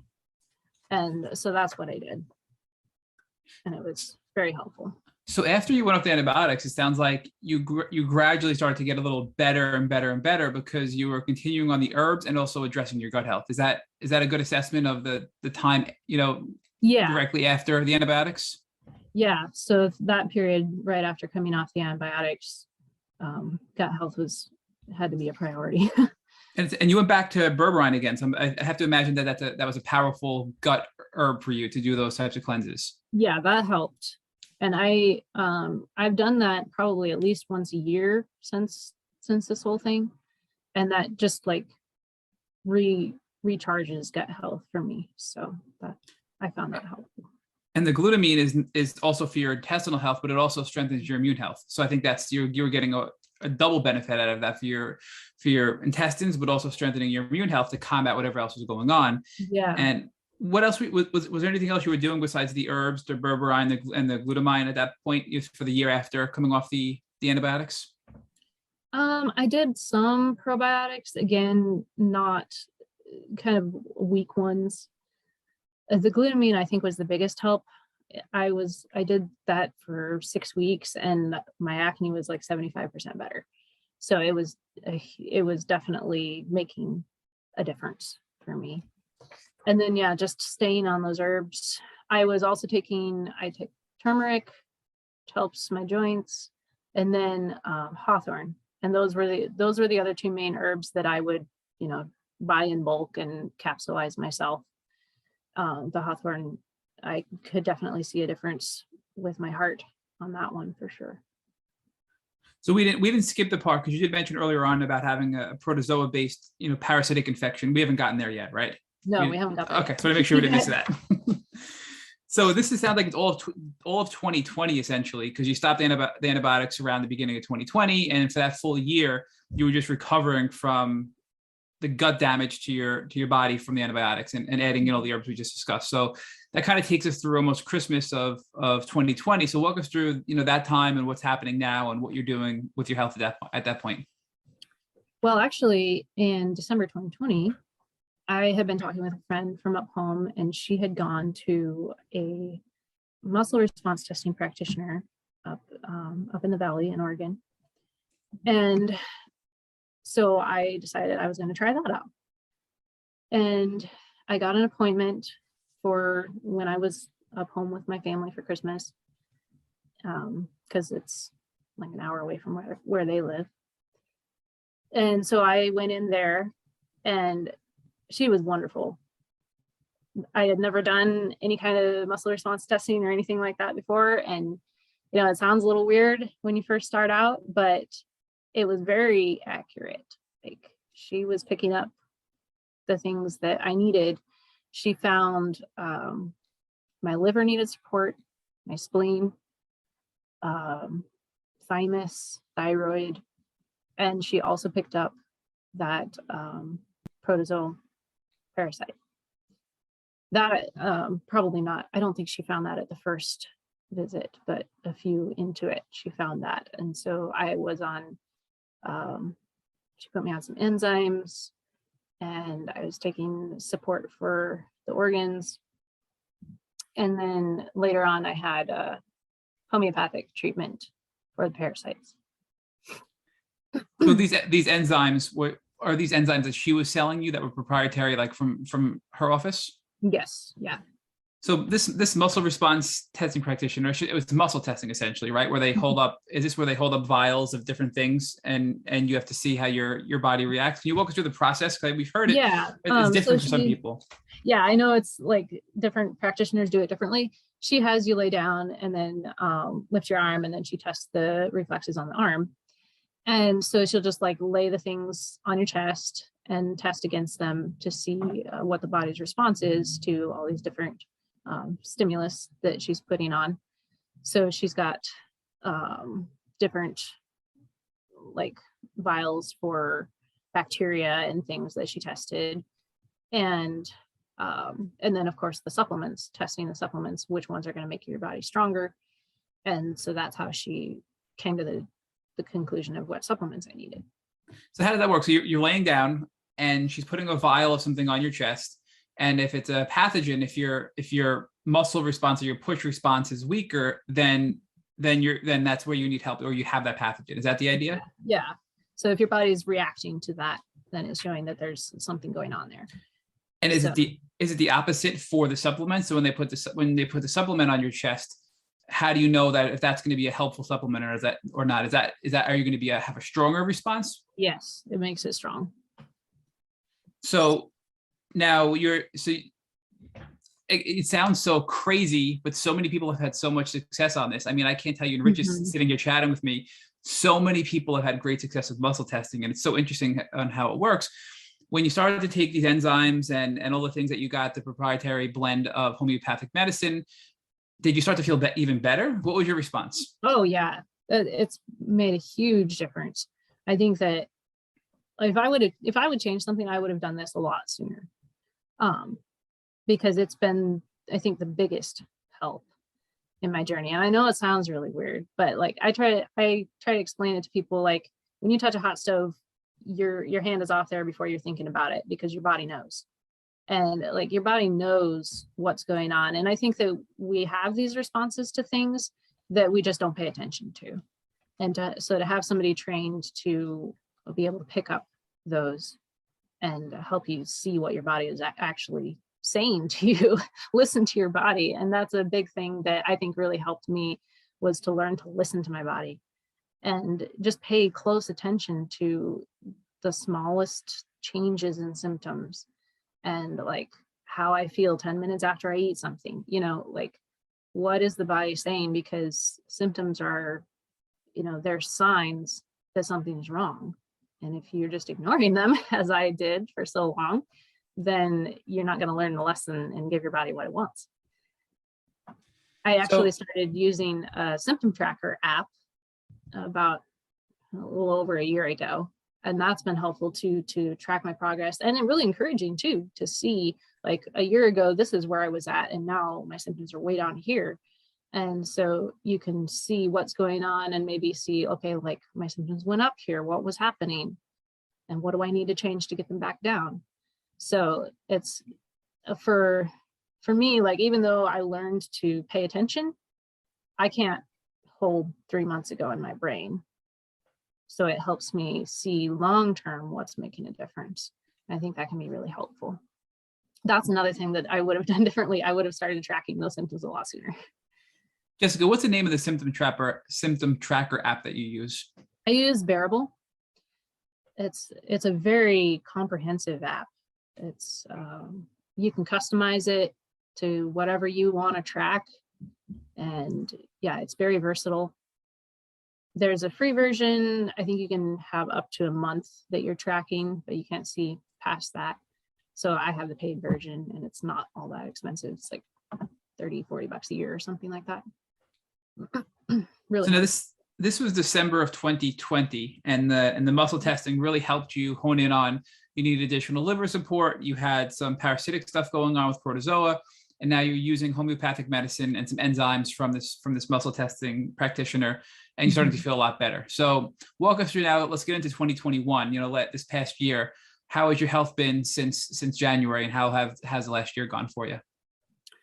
It's been a lot better. Like, it's been pretty steady upward with going to the muscle response testing practitioner.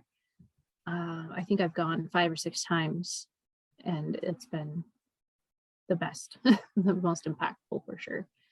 Are you still on your herbs too, Jessica? You're still using yes. your a herbs? lot less. I'm a lot smaller dosage, and I'm taking milk thistle and dandelion and those kinds of liver support stuff and various different things. So I'm taking probably like 20 pills a day, but that's a lot less than 60. So, it's a vast improvement for sure. Now, what else has the muscle testing practitioner come up with this year? You mentioned that you've gone back a couple of times. Have you had a change? And from what I understand about muscle testing is, as you start to address some things, other things will pop that didn't show before. So has this been a year of identifying new things that have to be addressed, and you're just kind of knocking things down one by one? It's been pretty steady. Liver health has been a big thing, which makes sense since I was not detoxing. And then obviously spleen has a lot to do with immune system. And the thymus and thyroid kind of came and went a little bit. And then there was like a bacteria in there at some point. I think I had some kind of bug that I was dealing with the day that I went to her. It didn't have much to do with Lyme, but and then the parasites is the thing that we're focusing on the most right now, trying to get that down. Now, these parasites, Jessica, are these is this protozoa? It's a bloodborne parasite, right? It's not a GI parasite. I'm not entirely sure with the muscle response testing. Obviously, it's not diagnostic. You can't like pinpoint exactly, give this thing a name, but it is some kind of in that family of amoeba, protozoa, your waterborne parasites that, yeah, they're just the microscopic ones. It's not a intestinal worm or anything like that. So my final question before Rich picks back up is, looking back at, the last couple of years, what is, and it's probably a hard question, a loaded question here, but what's the number one tool or thing that you've done? It could be medicinal, it could be pharmaceutical, it could be herbal, and it could even be something you've taught yourself or implemented on your own. What's the number one thing that you did that you feel has helped you the most?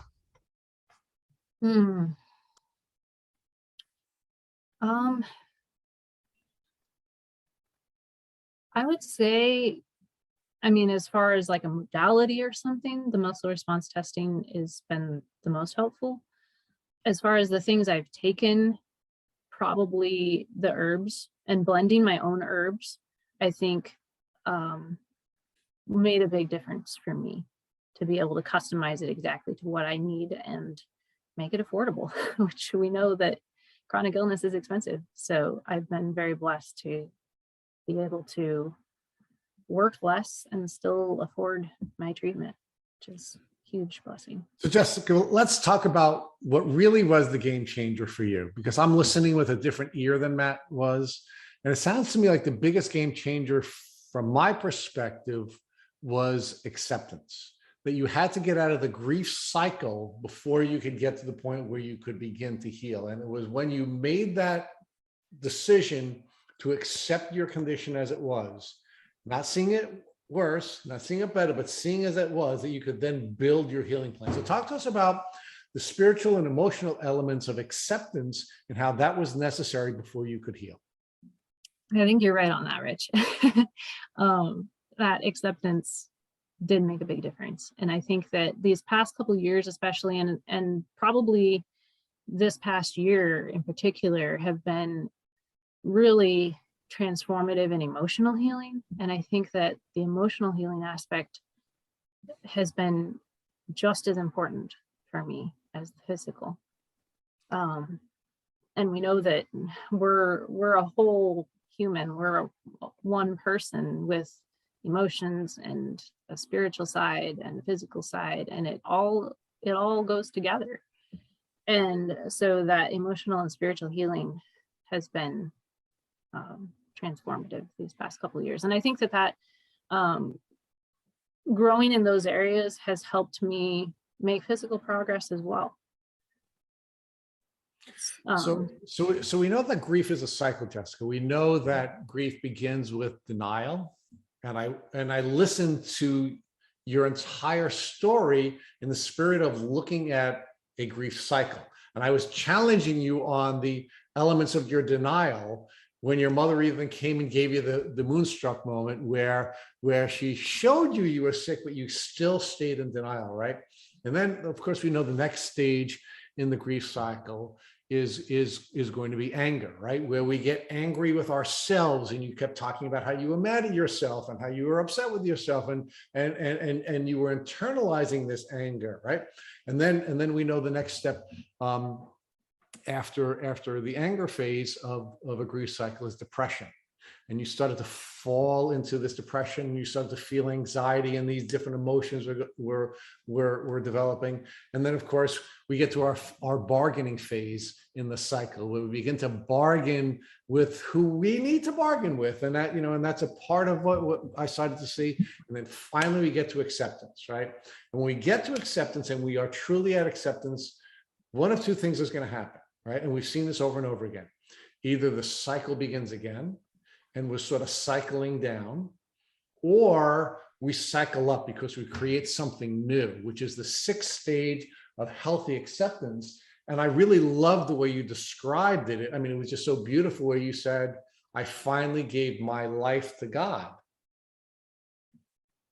And now I created something new out of what he gave me. And that's how healing took place here, Jessica. So talk to us about the importance of now giving your life to God, and how that was really the new creation that came that took you out of the grief cycle and allowed you to now become the person that you are, somebody who understands all of the gifts that God has given her, somebody who truly understands what gratitude is, and someone who is now giving back to a community and sharing her experience, just like you did today, so that other people can go on a healing journey. I love that you're saying that, Rich. That's really true. Yeah, I can really see how I went through that cycle, and especially when it came to the cognitive aspect of illness, I mean, I can handle pain. I can, you know, if my knees hurt, whatever. But dealing with that mental trouble, it was just really hard because I think in words, and words are so important to me. And to not be able to come up with words, not be able to speak. I mean, you understand this, Matt. Like, it's so hard. And to not be able to write and to put something down and then hate it because it's not what I know I was capable of once, that was really hard. And it was something that I really had to surrender and be like, okay, my words were never mine. And because I tried to hold on to them and make them my identity and be prideful in this thing that I can do, like maybe that had to be taken away for a while for me to really appreciate it and be thankful for it and use it for God's glory, for the benefit of others, to serve and love whoever's going to be receiving it, rather than to build me up and make me, you know, build my ego. Right. So Yeah. but Jessica, you had to become a better steward. You always had a heart that brought you to stewardship, but you needed to be the steward that could receive what God was giving to you in something other than a prideful way, right? And because you needed to go through the grief cycle to ultimately get to a point of accepting where you were, you then became the steward that you were born to be, that you were created to be, so that you can now take these gifts that God was giving you and sharing them with other people and help them on their healing journeys. For sure. Yeah. Being a steward rather than an owner. This was not my thing. It didn't come out of me. And it was much farther down, like obviously from that end of 2019 to today. I think I've done a lot more of that emotional growth, coming to recognize that, yes, I was bitter and angry about losing this ability, and I did need to surrender it. And part of that was realizing that there was a purpose to it, that God does want to use my words. In, I think it was July 2019, I was asked to write curriculum for Child Evangelism Fellowship, which had kind of been a dream of mine. And this was going to be used in international ministry. So it was going to be used all over the world, in Ethiopia and other places that I care about. But I was scared to do it. I thought, no, I can't do this. I spend days agonizing over a 300-word newsletter. How am I possibly going to write curriculum? I can't do it. And so I prayed about it, and they wanted me to write a sample lesson just so they could see my writing style and whatnot. And so I wrote the lesson, hated it, turned it in, and they accepted it and they liked it. And so they gave me this project to work on a series, and I started doing it. And it was probably, well, it was beginning of 2020 when I started working on that. And I was definitely nowhere near like fully functioning cognitively. And it was hard. It was a challenge. And I wasn't fully happy with it when I turned it in. It was kind of just a weird process anyway, got complicated with COVID and everything. So it was not my idea of the perfect situation.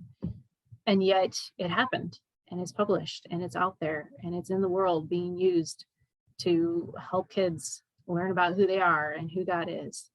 And I forget that God let me do that. And it was an accomplishment. And it's something that it was like, okay, it can't be my words because I don't have any. It's got to be yours. And he gave it to me. And I think that experience helped me. It was the test of my surrender of that thing that was mine, my words. And and he's allowed me to have my words back. Definitely not easily like they once came. Everything is still hard. And I think it's because I care much more now than I used to. And I want my words to be worth something. Well, but it sounds, well, I can tell you your words mean something because I've listened to them for a couple of hours now and they're absolutely brilliant. You need to be at peace with that. And the other thing that we have to always keep in mind when we're on this journey of curation and stewardship is that there's another side to pride, right? I mean, pride, of course, with hubris is something that is a sin, and it's something we have to be careful not to find ourselves in a prideful place, as this life lesson has, and this whole podcast has shared with you, shared with us. But then there's the other side of this, right? And you have to make sure that you understand that when you are doing what you've been created to do, you're not an imposter. You have to get away from the imposter syndrome. You have to get away from feeling like you're not good enough or you can't do it.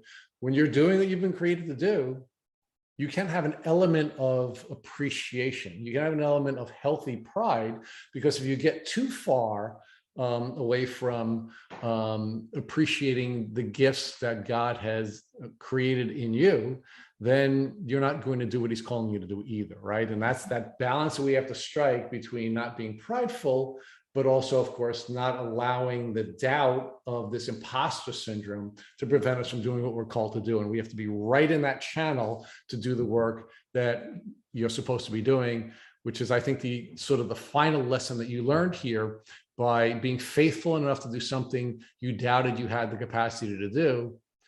And it was published, and it's being used, and it's being used all over the world. Absolutely. Yeah. And that's something that I've been learning a lot, probably just in the last few months. I'm part of this community of Christian artists called the Rabbit Room, and just interacting with all of these people who create beautiful things and are just so gifted and talented, and they're using it in a way that is not prideful, and it is serving people. And that's something that I've learned to hopefully imitate a little better, and just realizing that there is a place for me here. There's a place for my work. There's a place for my art, and that I have something to give that nobody else can. And to say, oh, well, nobody wants my work and I'm no good at anything, that's pride too, because it's saying, well, God can't use me, which is not true. I know he can. He's given me something for a purpose, and it's my responsibility to be obedient and to use that. And well, but Jess, I'm going to disagree with you for 1 minute, because I don't think it's the opposite of pride. I think that's imposter, right? I mean, I think it's the opposite of pride. I think it's prideful for us to believe we can save the world. We are the people who can do it. We're the ones that are going to save everyone. That's pride. But the imposter syndrome is the opposite, right? And we have to be careful that it's the same coin, but it's an opposite perspective. And it's not being prideful and saying I can't do it, right? It's believing that you cannot do it, that you were not created with a certain purpose, that you do not have a purpose, that you do not have gifts, that you're not unique and special, that you're not a representation of God's creativity. Yeah. Which is just as bad, because you're ultimately not doing what you were created to do, right? So let's tie this in, right? Because I think what's beautiful about this is that you're a Christian model of what we see in almost every single one of the podcast episodes that we've done, where people have healed, right? And what healing requires is for people to go through a process of getting through the grief cycle, ultimately discovering their purpose. And then their purpose becomes the vehicle that they use to ultimately go on their healing journey, right? And that's what you did here. That's what you did. God created you with a unique and special way, and that you were created to be in ministry, and you are now in ministry, and you're doing it the way God created you to do it. But everyone's not created for ministry. Everyone is created uniquely the way God created them for their purpose. So talk to us about how, now you've listened to our podcast, and I'm not looking for an advertisement for the Tick Bootcamp podcast, but talk to us about how you learned so much of the same pattern appearing in different ways, where some people are supposed to be advocating on social media, and some people are advocating in the health community, and there are all kinds of different ways that God has created us in a unique and special way to make a difference in this community. Yeah, well, obviously I've talked extensively about my writing, and I've got my poetry and hopefully publishing soon, but actually I do feel that God is calling me to use my experience in, just going through the chronic illness journey to help other people, and to give them the tools that they need so that, like me, they don't have to go and study it all out for themselves, because not everybody can do that the way I did. I feel like even since, because that's the way God made Jessica. Yes. Yes. And I, again, like going back to those things that God planted that are bearing fruit now, like when I was learning to read at 5 and, stealing my mom's ABC herbal off the shelf, like God was putting that in me, that I had this like fascination with health things that was actually going to potentially save my life. But beyond that, now I get to use that to help other people and encourage them, help like equip them with the study that I have, so that they can, not have to go through quite the same experience. And that's been, that's another just big God thing in my life, is how I got to that point. Because last year, again, it was kind of all happening at the same time, this emotional healing and moving forward into the next thing for me. I think it was November 2020, somewhere in there. I was like, I know all this stuff, but am I just going to keep it in my head? Like, other people need to know this. And so I made my my health Instagram account and just started posting stuff. It's like, well, somebody will read it. And connecting with more, of your podcast guests on Instagram and things like that. And just thinking about, like, what can I do with this? How can I use this as a ministry now? And so, like, it just became more and more like on my heart that I wanted to do something with this, to where I'm thinking about it when I'm at work, and it's just kind of a distraction actually. But I can see now God's like moving me in this direction, because it is another form of ministry to help people be the best they can be, so that they can fulfill the ministry God's calling them to. And so this year, actually, this year's just been crazy. In this spring, I was thinking about this, and I had heard about this this school, Trinity School of Natural Health. They're all online courses, and I have a friend who had taken one of their short courses. So I'd looked into it before, years ago, and I thought, oh, someday in the fanciful future, I'm going to take courses from them. And I looked into it, and it just suddenly looked so attainable. It just clicked. And they had just added a certified Lyme specialist course. And I looked at the syllabus, and half of it was stuff I already know. And I was like, well, this makes perfect sense. I know what I'm supposed to do. And so I lined up all these courses that I wanted to take, and the order I was going to take it, and when I was going to do it, and what it was going to cost. And then I just had this whim. I was like, I'm just going to call them and talk to an advisor and see what they say.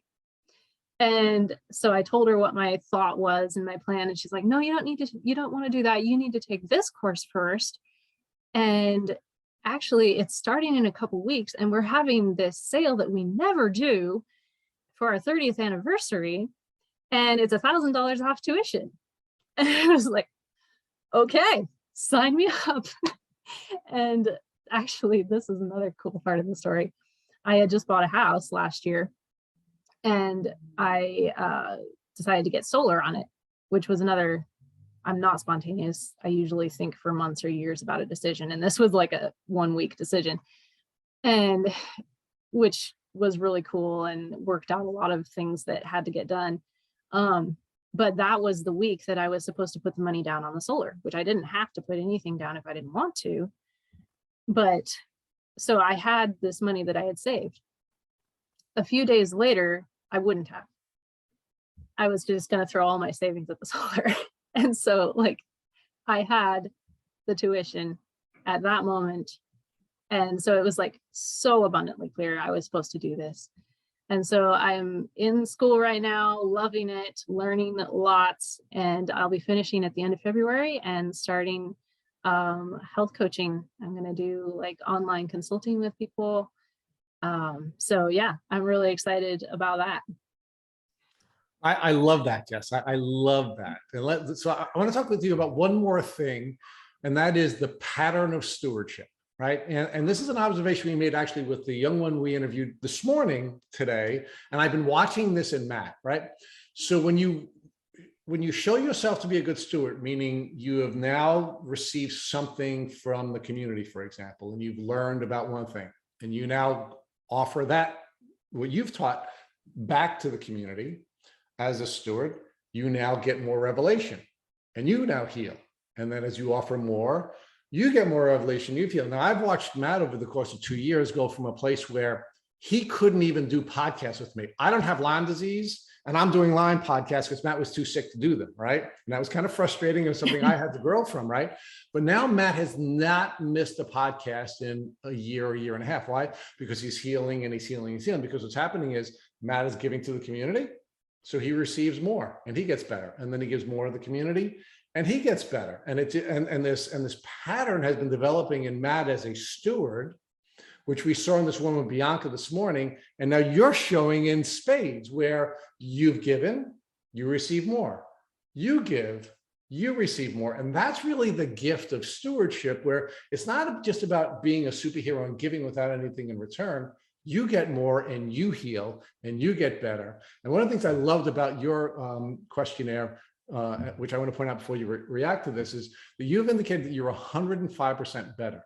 And I believe that's because of your stewardship and what stewardship ultimately means to people like you and Matt, who are giving so much to this community. So give me your reaction to that. Oh yeah, that's absolutely true. Yeah, as I've given what little I have to give at certain times, it's come back to me abundantly. And I'm just so grateful for everything I've received. And yeah, I think the 105%, yeah, I am physically the best I've ever been in my adult life, for sure. Even though, even just in the past few months, I had a little downturn, which was emotionally related. But it's like, even with the physical things that I still deal with, I am emotionally a completely different person. Spiritually, I've grown so much. And all of the pain and the experiences that I've been through, I would not trade it for anything, because it's made me who I am. And I love who I am. I love who God's created me to be, who he's growing me to be. And like everything that I am and do, it still doesn't come easy, but I know that I have a gift to give and somebody needs it. So I need to offer it. And I'm just grateful that I get to. It's a privilege. It really is. So now I'm going to ask you for help on one more thing, as we ask every one of the guests on the Tick Bootcamp podcast. And, one of the people that really moved me, at least in your story, was your pastor, who was an ear for you and ultimately brought you to a place of community so he could help you get through this grief cycle. And whether he knew he was doing that or not is not relevant, but what is relevant is that he did help there. So let's say, God forbid, the pastor who was so wonderful to you came walking into your room right after this podcast and he had a tick biting him on his arm. What would you recommend that he do so he wouldn't have to go on a chronic Lyme disease journey? Oh goodness, remove it properly, first of all. Don't just rip it off, which I've been guilty of doing with people before. It's easy to do when you freak out and you see it, but then keep it, send it to get tested so you can see what you're dealing with. Get on herbs right away and just start taking care of your health, because if your immune system is strong, if you are just taking care of the foundations, then your body's going to be able to handle it and fight off. So it's just about, taking care of your foundations, and then just, trust it to the Lord and let him take care of you. Jessica Smith, I can't thank you enough for sharing a beautiful story with the Tick Bootcamp podcast. Thank you. Thank you for listening to the Tick Bootcamp interview with our guest, Jessica Smith. To our listeners, we have a call to action. First, if you'd like to learn more about Jessica Smith, please visit her Instagram page at New Road Health or JTS Rider. Second, if you enjoyed this episode of the Tick Bootcamp podcast, please share it with your friends by using the social media buttons you see at the bottom of this post. Third, Tick Bootcamp has created a Tick Bite Blueprint. It has been inspired by the information that has been provided to us by past podcast guests. We urge you to visit our website at tickbootcamp.com to view the blueprint. Please note we would appreciate any input or any improvements you would like to share with us. Fourth, don't forget to subscribe to this podcast on Apple Podcasts, Google Podcasts, or Spotify to get your automatic episode updates of our Tick Bootcamp podcast. And finally, we thank you, our community, for your comments on our episodes from the past. Please take a minute to leave us an honest review on iTunes, on Instagram, or on our website. We make it a point to read every single one of the reviews you share with us. Thank you, as always, for listening.